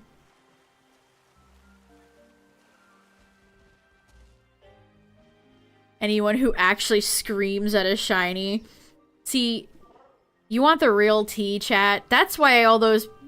so many shiny content creators do, like, over-the-top, overly long, excessive shiny hunts. So they can hoot and holler and have a great reaction to post on Twitter. They're not doing it for the love of the game. For the love of the sport. They're doing it for clout.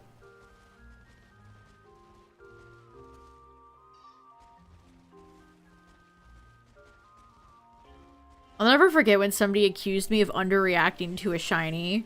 Like, of all the things that I could think about, like, memorable moments in stream, that one always stands out to me.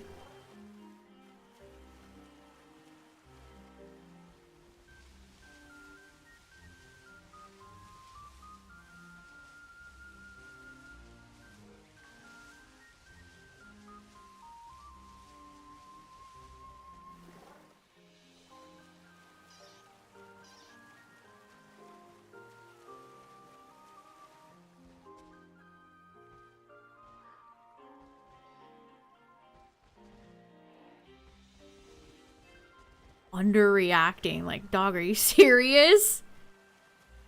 Just go watch, like, the Hypebeast shiny hunters and leave, dude. Oh, are we talking about Verlistify? I really highly recommend never interacting with that guy at all. Just don't give him any attention. I'm begging people to just pretend he doesn't exist.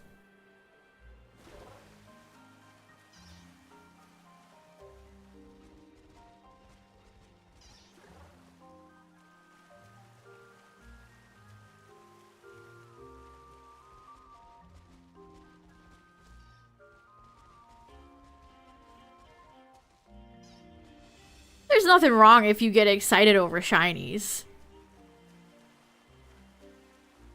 But if you're purposely, like, going, "Woo! Ah!" for a clip on Twitter, like, come on, man. I mean, I have a lot of shiny reactions where I'm quite happy, surprised.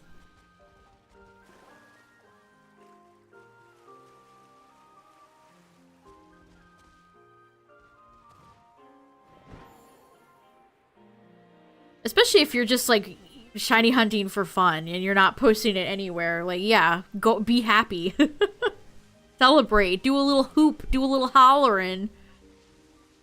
Nothing wrong with that.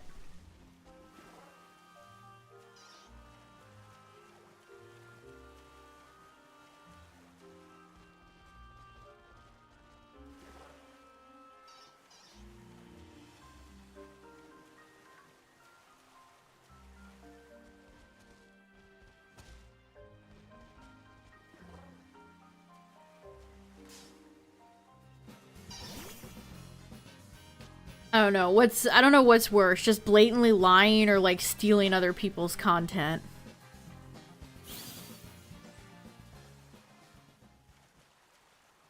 It's one thing to be inspired by other people making content, but to just like lift word for word some of that stuff, oof.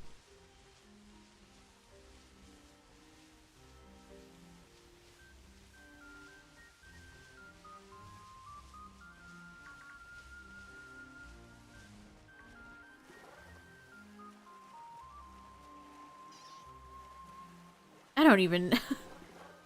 my real honest confession is that I don't keep track of, like, Poketubers at all. I follow some people who cover Pokemon, but... I just don't pay attention to most of those people. If you asked me, like, who's the biggest Poketuber? I don't know. I have no idea. Probably one of those card boys. Like what's his face?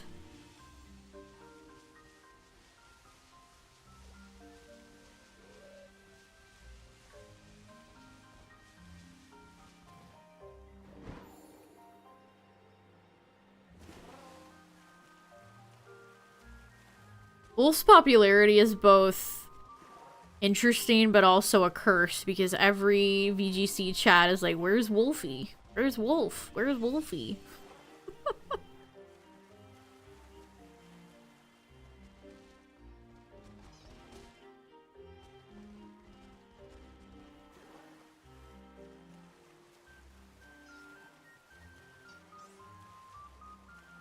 Like, I respect the guy and how good of a competitor he is.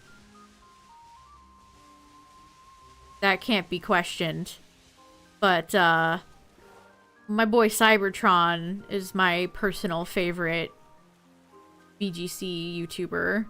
I love Aaron. I've been subscribed to him for a long time. Yeah. Aaron's content is so chill, and he's so obviously passionate about the game. That's the best type of YouTube content. When somebody is making it and you can tell they care. When somebody has a real passion for the content they're talking about, you can tell. Yeah, genuine. Exactly. It's genuine. Like, I could listen to Aaron talk about VGC strategies forever. Because he's so knowledgeable about the game and cares.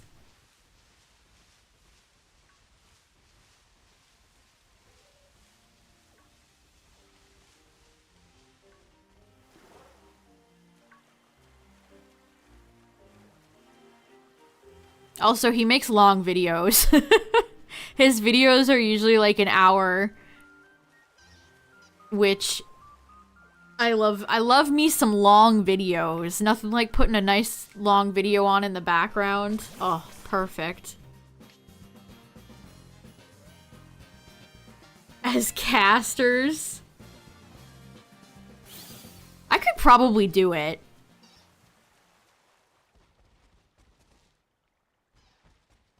I could probably cast.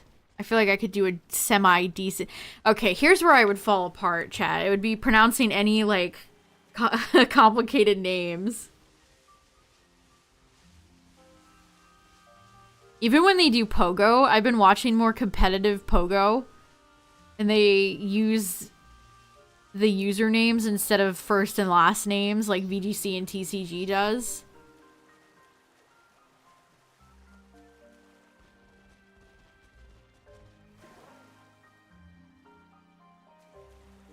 And some of those Pogo names are a mouthful.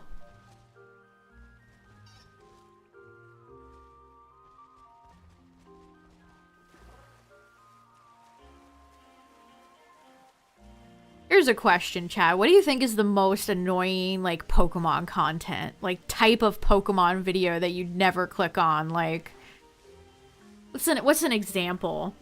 Can you beat Pokemon Yellow with only a Magikarp?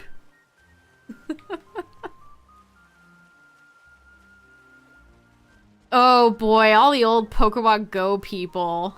I used to watch, I think his name was Nick.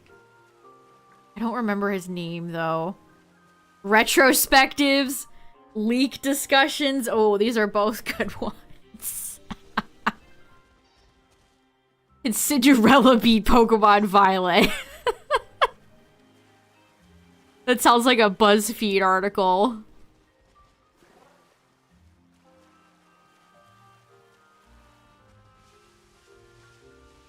Yeah, I mean, a lot of the leak stuff just comes back to, like, dishonesty and just outright lying. Or you're spreading someone else's lies. Like, I think it's pretty obvious when a lot of leaks come out and they're bullshit, and people will just make videos about them anyway. And then continue to spread those lies that some random person made up.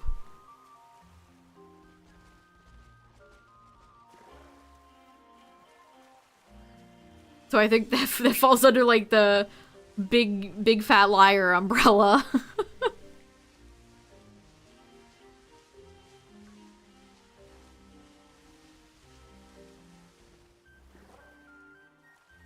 Leon is gonna steal your starter. That might be one of the best Pokemon fake leaks of all time. That's gotta be up there. That's an all-time classic.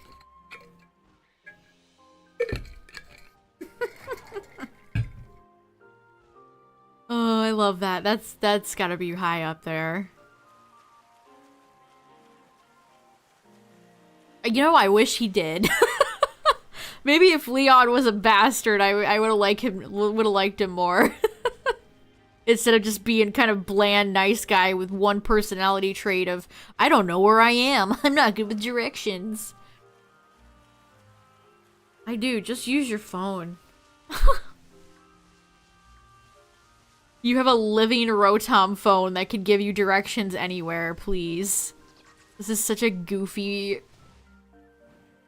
I don't know where I am.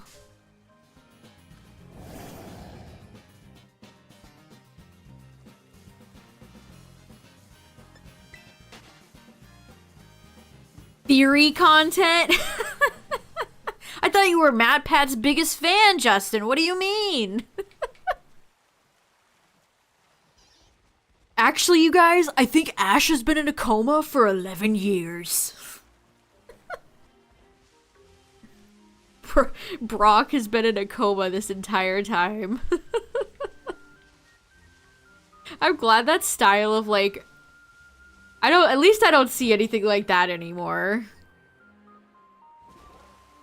Those are so awful.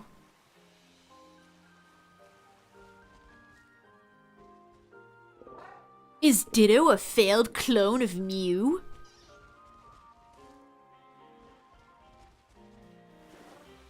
A lot of those theories really comes down to, like, who cares? A lot of the theories are just not fun. It's just like, who cares? This does nothing to enhance the story or anything. It's just like, who cares?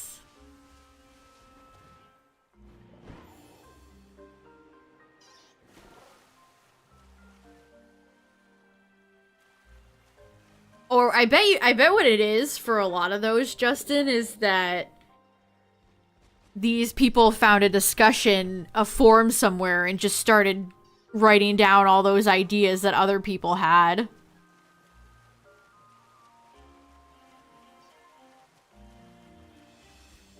They prowl around for people discussing things and then just yoink those discussions and parrot those facts or those speculations as their own.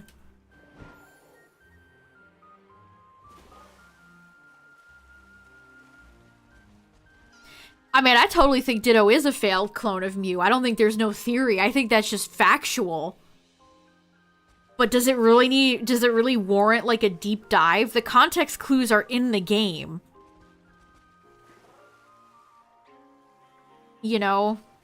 I don't need some YouTuber to read stuff to me that I already know.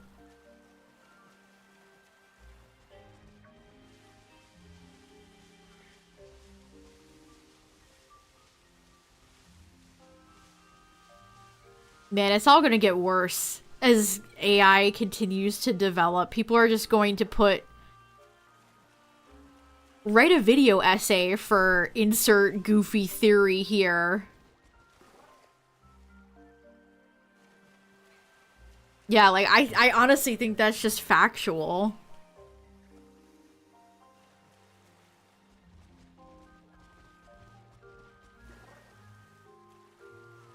That's gonna be my new gig. I'm gonna start reading Wikipedia pages out and make 6 figures on Patreon.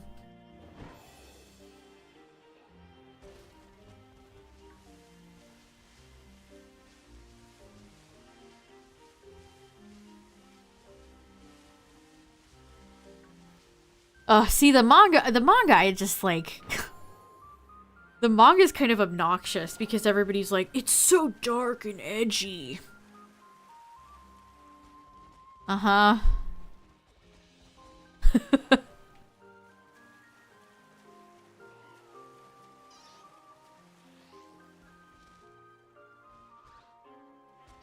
Pokemon could totally flesh out its own lore. I would love for them to do that.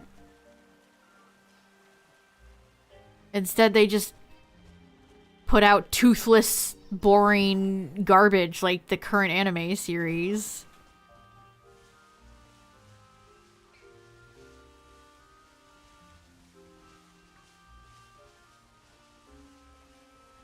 Well, yeah, a lot of that stuff is definitely, like, kids discussing playground material.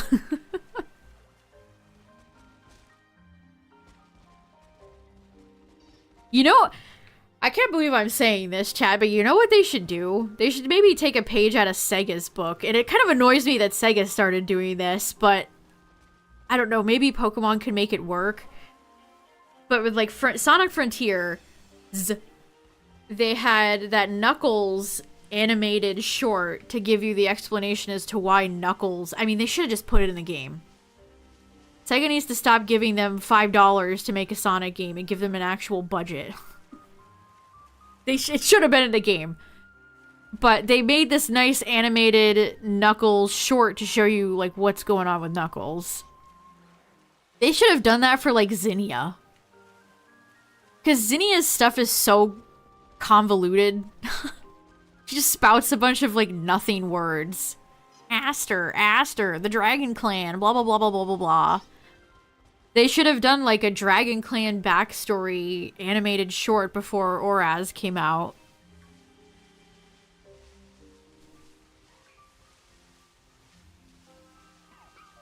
But they don't ever do anything like that. Was Zinnia ever in the anime? I don't think she was she?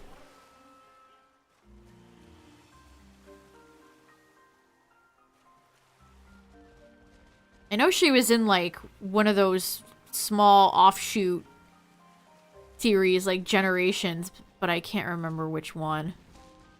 It might have been Generations, I don't know. I would love a Lance miniseries so I could stop seeing people be like, oh, he has 2 Dragonites, he's the worst. My guy, what other dragons did you want him to have in Gen 1? That criticism of Lance drives me fucking insane. What other fucking dragons are in Gen 1? Head ass. Lance had 2 Dragonites. No, does anybody ever say that about Agatha? Jeez. Lance is cool as hell. I'll defend that man until the end. Get behind me, Lance. Lance, I got your back, man. Don't let the haters don't let these haters bother you, King. Yeah, there's no other dragons. I can't, man. Like, that's just more of a criticism. You can say that's more like Gen 1 itself. What other dragons did you want? I think giving him Charizard and Aerodactyl was cool. We got Charizard in Gen 2, but still. Lance has a cape. He's cool. He's a cool dragon dude. Also, his redesign in Let's Go, fire. I mourn that design. It was really good. Look up Lance in Let's Go Pikachu and Eevee. That design is really good. I like it way better than his usual, like, Sugimori art. It's colorful and bright, but it still matches, like, Lance's aesthetic. It's great. Hello. Lance is sick as hell. Like, put some respect on that goat's name. He was the first champion. I don't know, like, is it part of, like, the overall, like, I hate Gen 1 and Gen 2. I'm only 15 years old. I'm so cool. I didn't grow up with these games, so it makes it cool if I hate on them. Like, is that it? Like, I've seen people like lay down their lives for Diantha, and it's like, what? Am I missing something?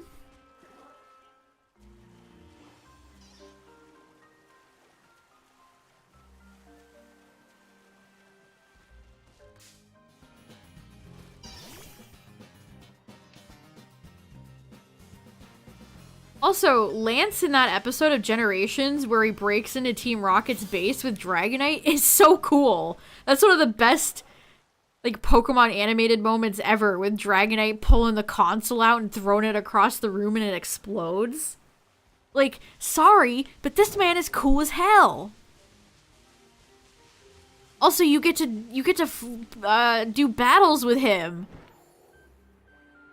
He's so much more interesting than your average, like, most champions. I'm gonna go insane. I'm gonna go insane. Yeah, like, he uses Hyper Beam on a human person. Like, this guy rules. Lance clears. That's my goat.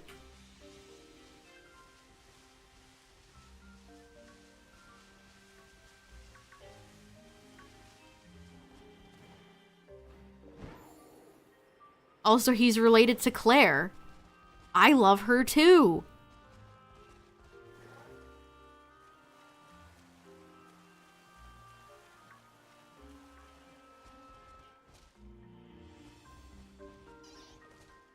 Lance and Iris were done so dirty. Oh, man. Like, sure, make Cynthia so cool. Like, Cynthia's pretty fucking bland, too, honestly. Her design is fun, though. I did see somebody claim that she's supposed to look like Lucario. Is that true? I guess she kind of does? Like, Lucario isn't her ace.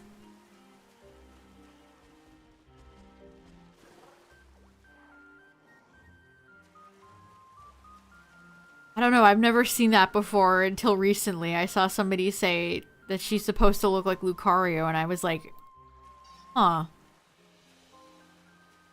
I guess? Sure?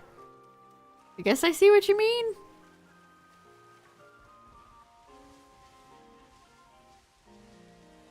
At least they improved Cynthia in Platinum, because she did so little in Diamond and Pearl. I don't even think she talked about Team Galactic in Diamond and Pearl. She was actively part of the story in Platinum, but in Diamond and Pearl, she did frick all. See, that's the thing, chat. We're not getting a third version anymore, so they can't fix Geeta. When the DLC comes out and this game's lifespan is over, that's just it. There is no third version to fix characters that didn't get enough attention or had weird teams. Geeta does not get an Emerald or a Platinum or a Pokemon Yellow or anything. For better or for worse, I guess.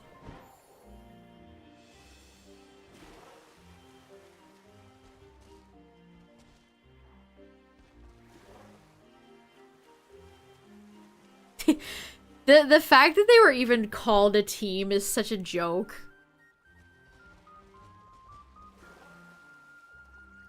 That recent episode of Paldean Winds where they were doing the Team Star stuff.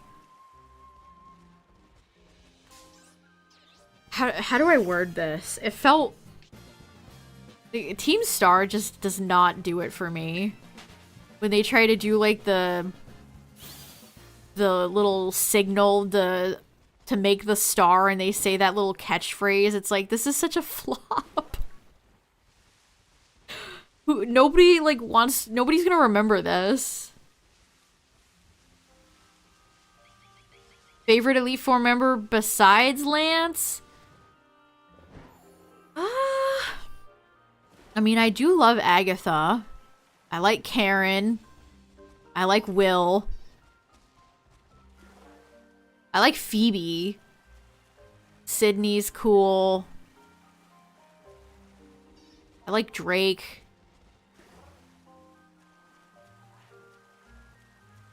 I mean, I guess Acerola is an Elite Four member in Gen 7. I love her. Grimsley is cool. I like Caitlyn. Asta Luego. It's like, stop trying to make fetch happen. Like, it's just goofy.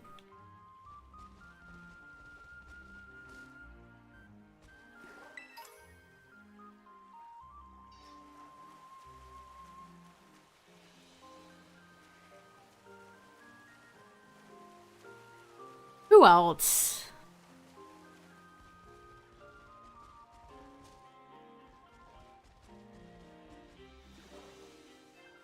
Out of the Elite Four.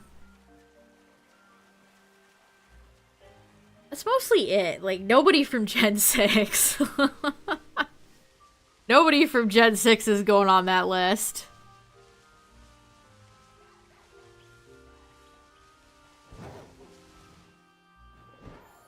Ooh, yeah, Larry would be a good contender. Larry would be a good contender. I could say he's one of my favorite gym leaders in this gen. He's definitely my favorite Elite Four member in this game. Besides awful, annoying quiz woman Rika, Weird Child, and Grandpa Joe.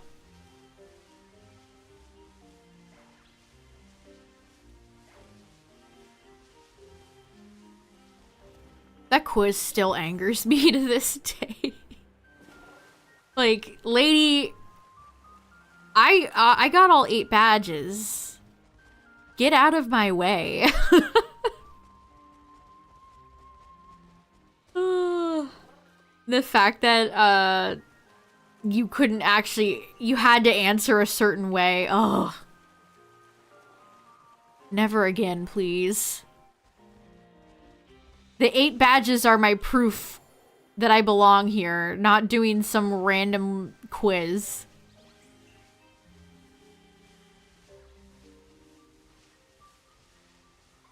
Is that that's gonna be the theme of part 2, Pokemon and humans?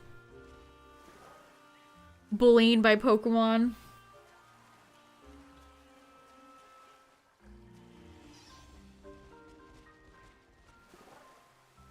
I don't know, I wish they would stop doing, like...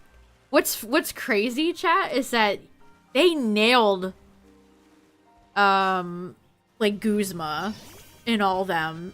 Their first attempt at, like, a team of forgotten ragtag people. Like, they nailed it. And then they've tried, like, 3 more times and have failed. They just can't do it, man. They can't do it. Like, Team Yell and Team Star, just no.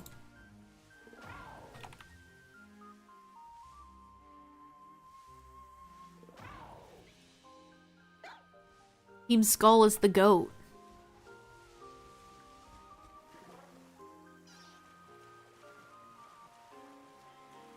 You could combine Team Yell and Team Star and they still would have nothing on Team Skull.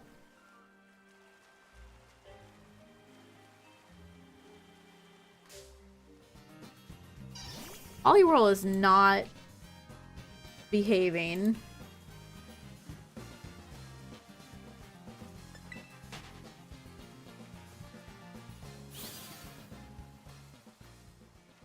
I just wonder, is there gonna be a villain in part 2?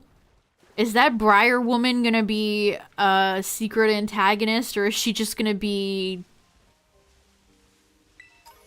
underutilized?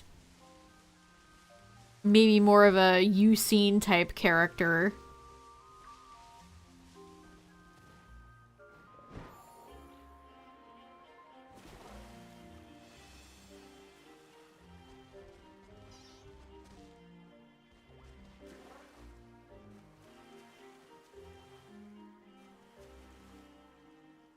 First you defeat Kieran and then you fight Briar. What if the Momotaro Pokemon is a villain? I know that fake leak said that it possessed Kieran. I mean, that's honestly a decent guess. Although I kind of wish Kieran was kind of angry at us on his own and not because something possessed him. I feel like it's kind of a cop-out. It's like, no, Kieran's not a bad kid. He just got possessed. It's fine. He's good now.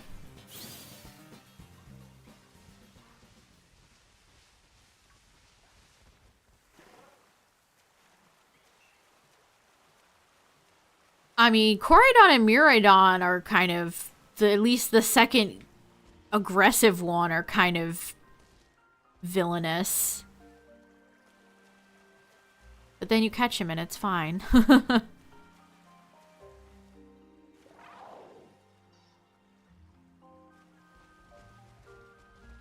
Yeah, that's the one point in that story where it's like, can we not lie? This you immediately knew it was going to blow up in these characters' faces when Carmine was like, let's just lie. Let's just not tell him the truth. It's like, oh no. You know exactly where it's going after that.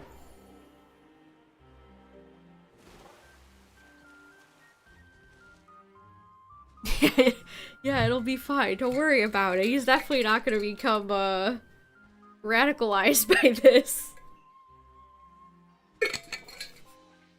Not at all. Not at all.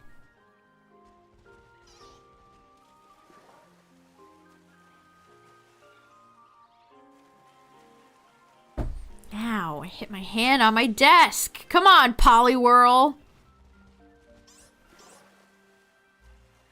Sheesh. Ow.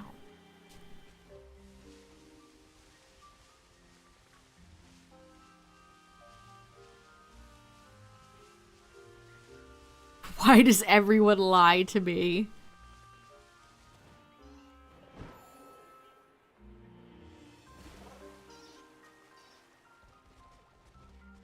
I don't think they'll do that. I think Carmine will just be probably shocked that little sweet Kieran could be... I don't know. I don't know what Kieran's even gonna do. Maybe he'll be like weird and distant. You'll meet Carmine again and she'll be like, yeah, ever since you came to Kitakami, he's been kind of weird. He's been acting a little sus, you might even say.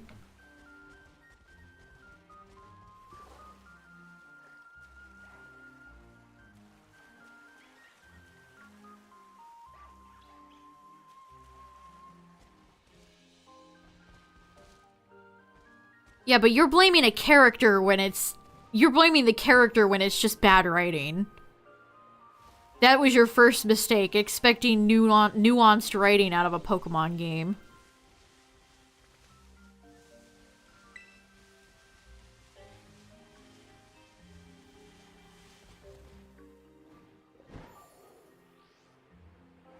Are you shiny? No.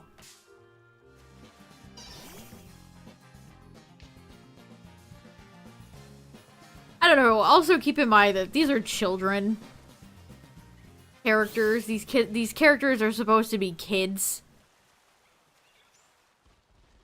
So I feel like it's fine if they're not exactly making logical, super logical decisions because, you know, they're children.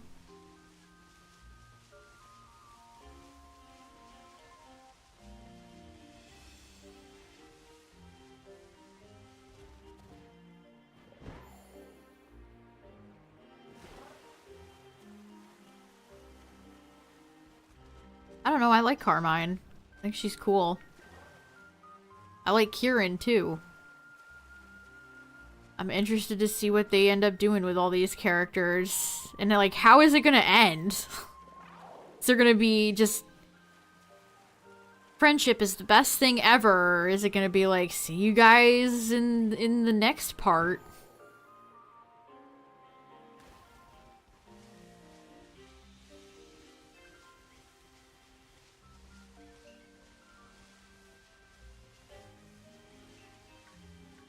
Is the second part of the DLC the final thing of this game?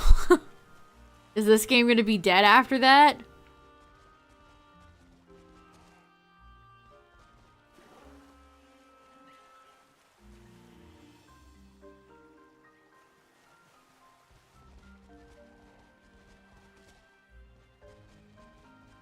We do be out here.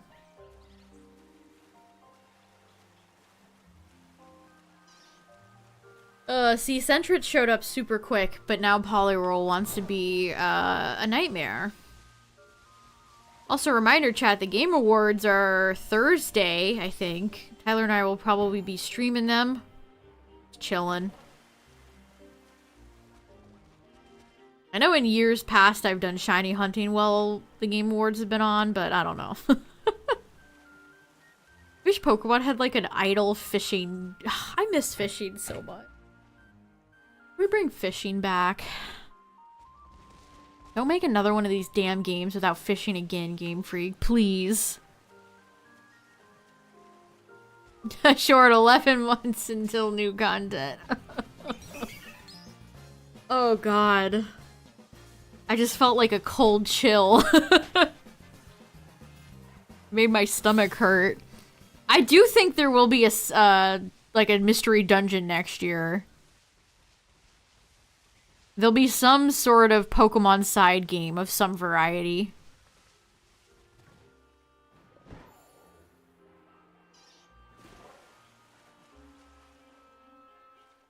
Yeah, I might... I don't know. Yeah, if I stream the Game Awards, YouTube probably will send me to the Shadow Realm.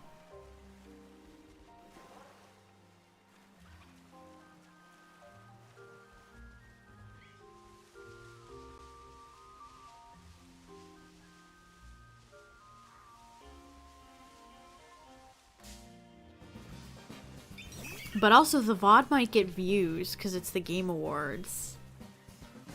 But then that invites, like, gamers to be mad at my opinions. What a slippery slope.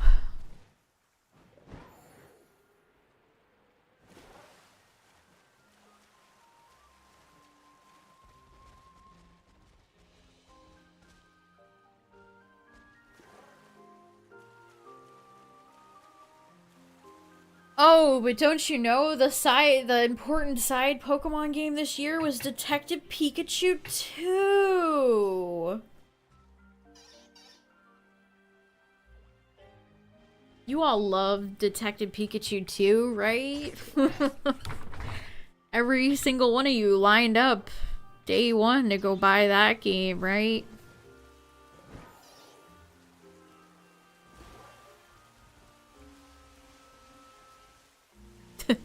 That is true. If you want to watch me play the one Pokemon game I've never played before, Pokemon Conquest.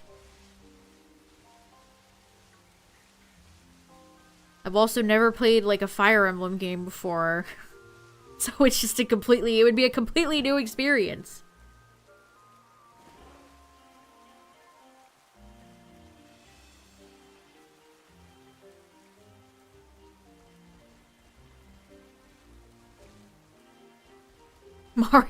Mario Wonder outsold Detective Pikachu 2. No way. That's crazy.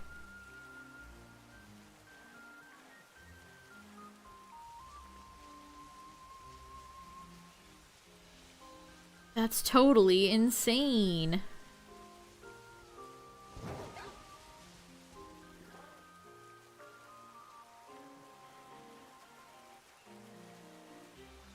Come on, fellas. Can't one of you be slightly light blue?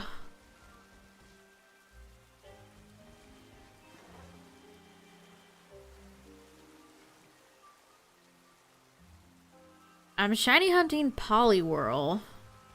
Oh, like the Dave the Diver indie game situation? I think it's kind of goofy, personally.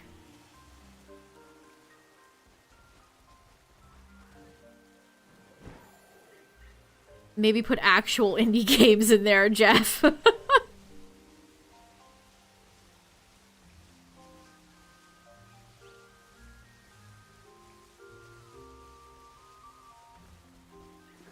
I still stand by that I think Baldur's Gate 3 is gonna win Game of the Year.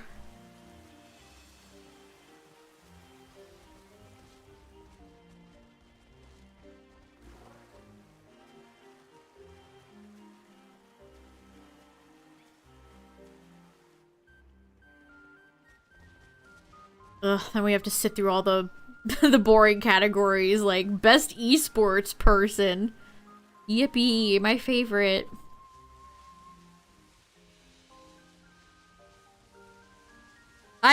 Look, all I hope is that Pikmin 4 wins like best strategy, please. Please give Pikmin 4 some acknowledgement, please.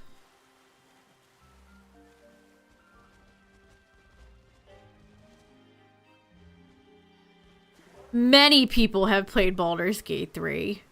Tons. I have never seen a game with such a long lifespan. I see fan art of that game every day.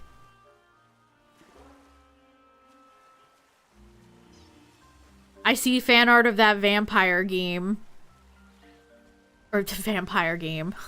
The vampire from that game literally every day. That game is huge.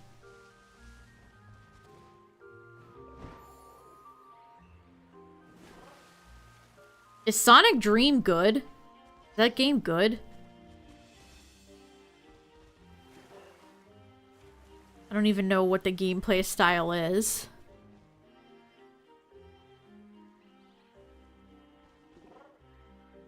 I don't even know what's up for mobile game this year. It's usually not a great category. If Fire Emblem deserves nothing, give it all to Pikmin 4. If Fire Emblem wins over Pikmin 4... no fucking universe does that shit-ass franchise deserve anything over Pikmin 4. Take your VTuber Pepsi characters and go away. Fucking hate Fire Emblem. Pikmin 4! Pikmin 4! Olimar clears.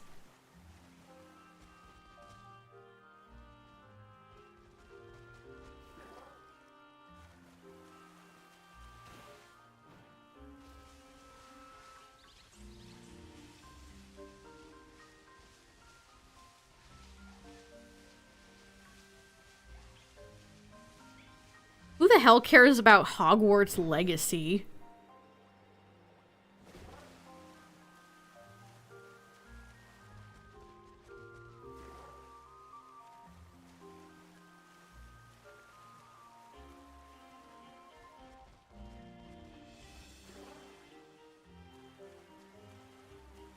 I'm glad that fucking piece of shit game got kept out.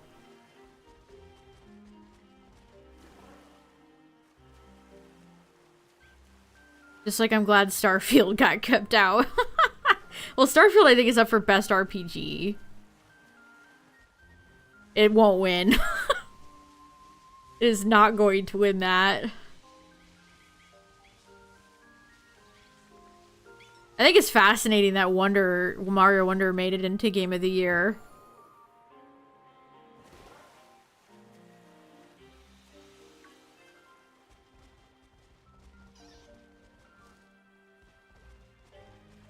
I would probably pick Mario Wonder over Tears of the Kingdom. Oh, boy.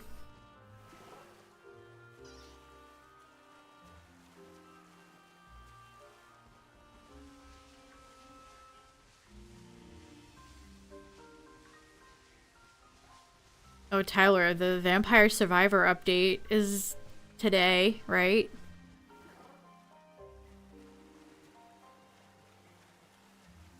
Is it up for Family Game? What's up for... I think Sonic Superstars was one of the ones for Family Game. I assume Wonder was in there too?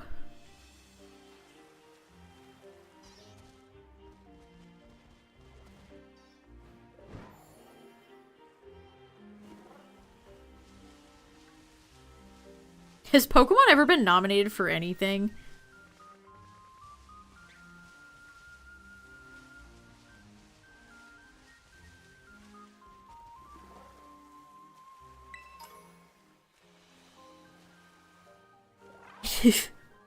It is adventures to be had.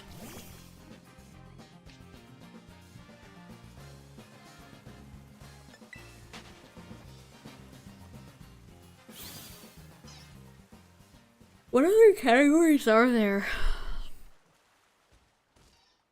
Was PLA nominated for something?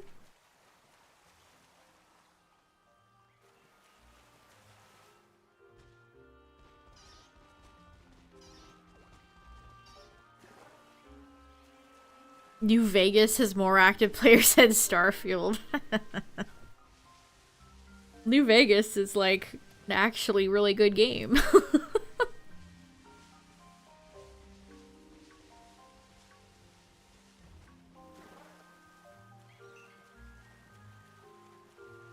I hope everybody enjoys speculating over a Game of the Year, because next year it's probably 1,000 billion% gonna be GTA 6. I saw a video that was like, the GTA 6 trailer has broken the internet. I hate that expression. I hate that expression. Broken the internet.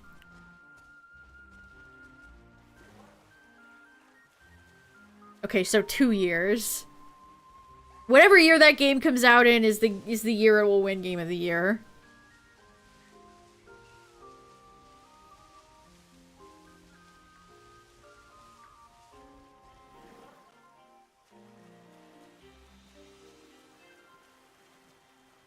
Here's the thing, I don't give a fuck about GTA, so... actually it comes out... Don't care.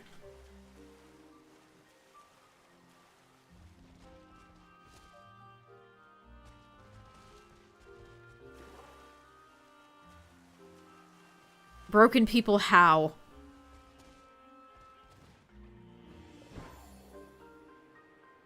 Most obnoxious internet discussions award, maybe?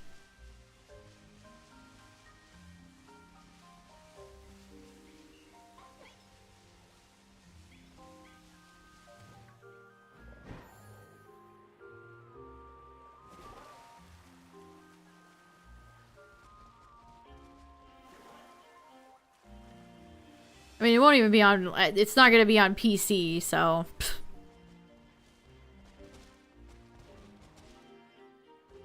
I don't have a PlayStation 5, and I don't have any modern Xbox, so unless it's on the Switch or the PC...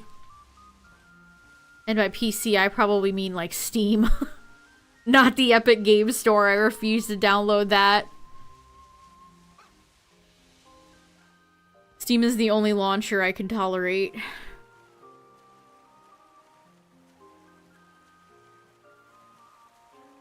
The thought of that, of GTA coming out on Switch is super funny, though. Burn your house down. Your Switch would try so hard to load that it would combust.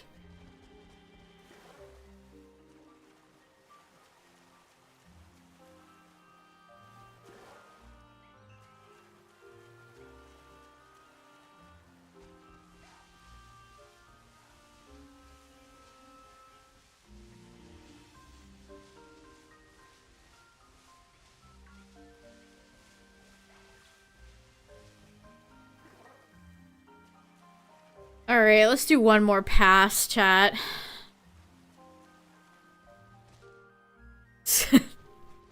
Yeah, imagine Scarlet and Violet having the level of detail and everything that's in a Grand Theft Auto game. Imagine. I mean, I feel like Red Dead 2 still looks really good. Like, honestly, those games are more interesting to me than GTA.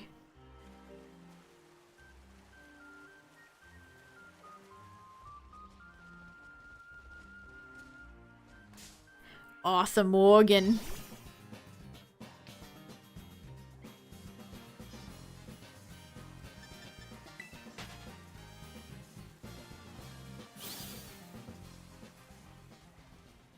Awesome, Morgan.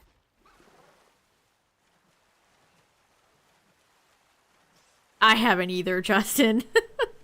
I've never had any desire to either. Like, I'm sure they're fine games, but I've seen a few people play them, but I've never actually owned or wanted to own one.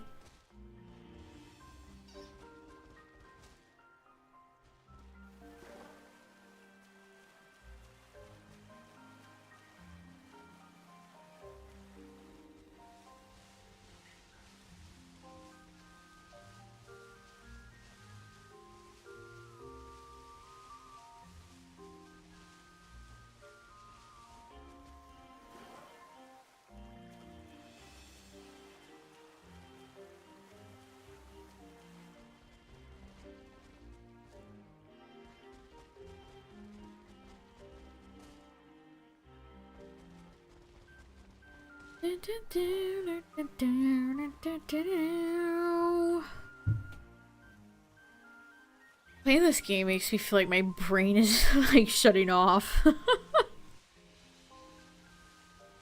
My eyes are glazing over.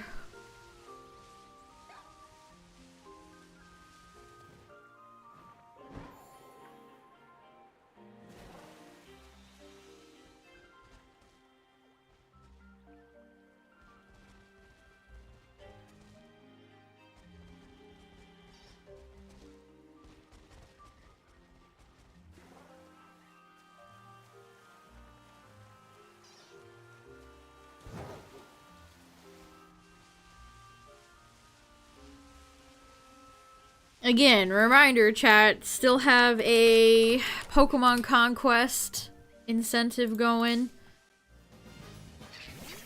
And let's see. Game Awards Thursday. And then DLC next week. I assume the DLC will launch the same time that they always do, which is around 9-ish, 10 Eastern Standard Time. So we'll be live a little bit early for that.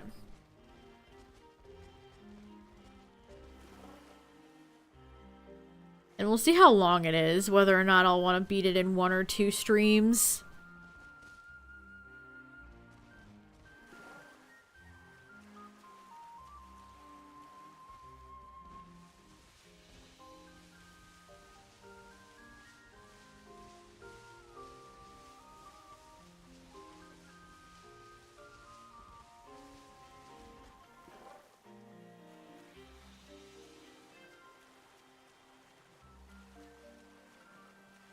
I do too. That's one of my most pressing questions. How are the starters going to be handled?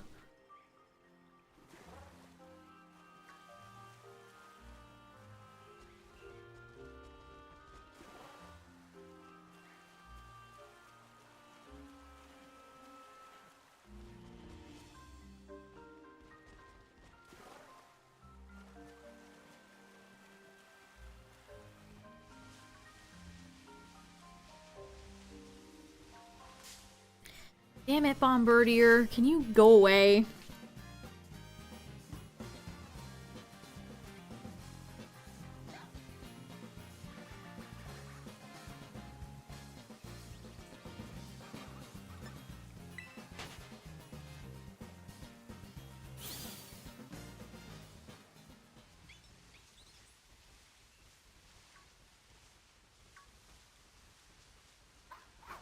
What do you even do with a Red Dead 3?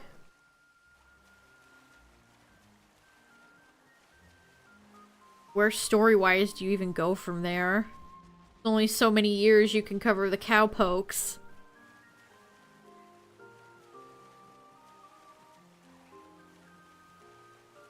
Be fun to see them try something, a totally new IP. As long as it isn't like cyberpunk or space themed.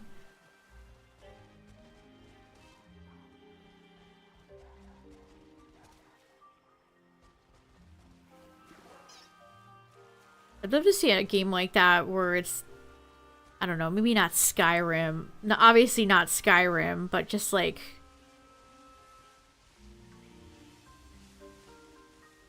ye olden times with dragons and stuff. Something better than Skyrim, I guess. I mean, there's another Bethesda's working on an Elder Scrolls game, but one, I don't trust them, and two, that's probably going to take forever to develop. Years and years from now. Yeah, people don't do IP. New IP anymore, yeah, no kidding. Ugh. If Starfield is... Tyler has more copium for the next Elder Scrolls than I do.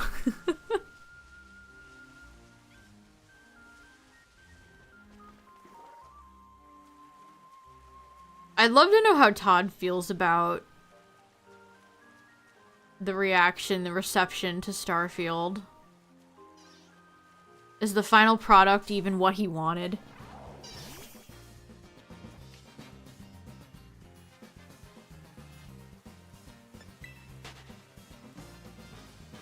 Because I know they've been wanting to make that space game, a space game for a long time.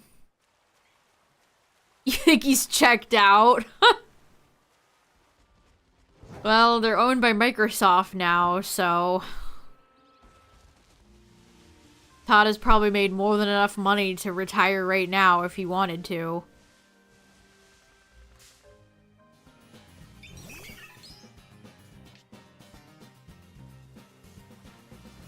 I'll never get over Starfield not having, like, actual fun aliens in it. It's just a bunch of boring-ass people.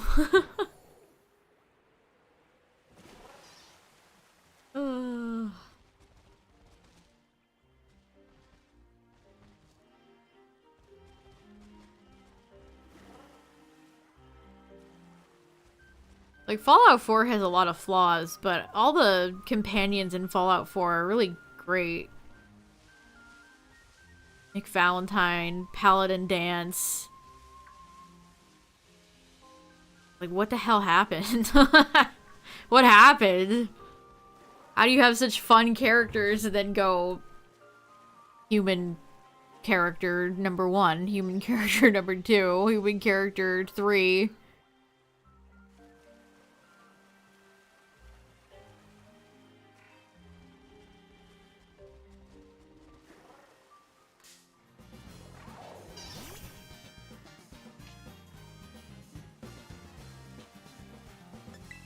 I'm subscribed to a channel that does a lot of, like, Bethesda content, and I feel like even they have, like, they had lots of praise for Starfield when it came out, and I feel like they're kind of trying to minimize that now. They really, they did, like, role-playing guides for Starfield, and they just kind of stopped. Probably because now a lot of people aren't interested. Imagine a big studio coming out with a new game and then it just kind of flops. A lot of people aren't interested in the series anymore.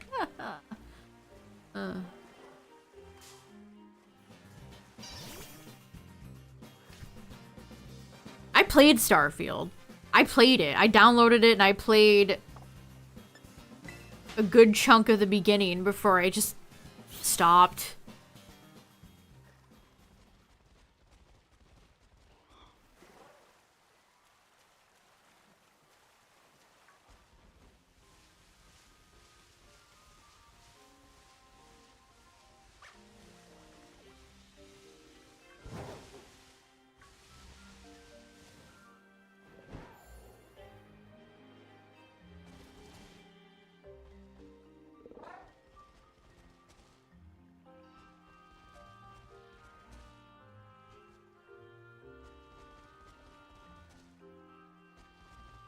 I don't know, their big plot twist at the end being like multiverses is just kind of like, wow, literally 500 franchises have already beaten you to that. Maybe if Starfield came out like a decade ago, it would have felt more fresh, but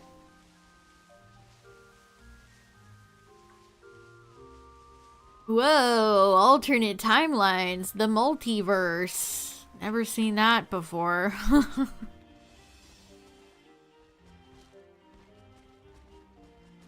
Ugh, I can't with Poliwhirl anymore. Your boy betrayed me, Tyler. Look what your boy did. He betrayed. Yeah, thanks for hanging out tonight, everybody. I appreciate it. Thanks for all the follows and the resub. Blah, blah, blah. Blah, blah, blah. Blah, blah, blah. Blah, blah, blah. But yeah. The Game Awards are Thursday. I don't know what we're doing tomorrow, if anything. But yeah. I'll at least be streaming the Game Awards Thursday. Yeah. Good night, everybody. Thanks for watching. Bye-bye.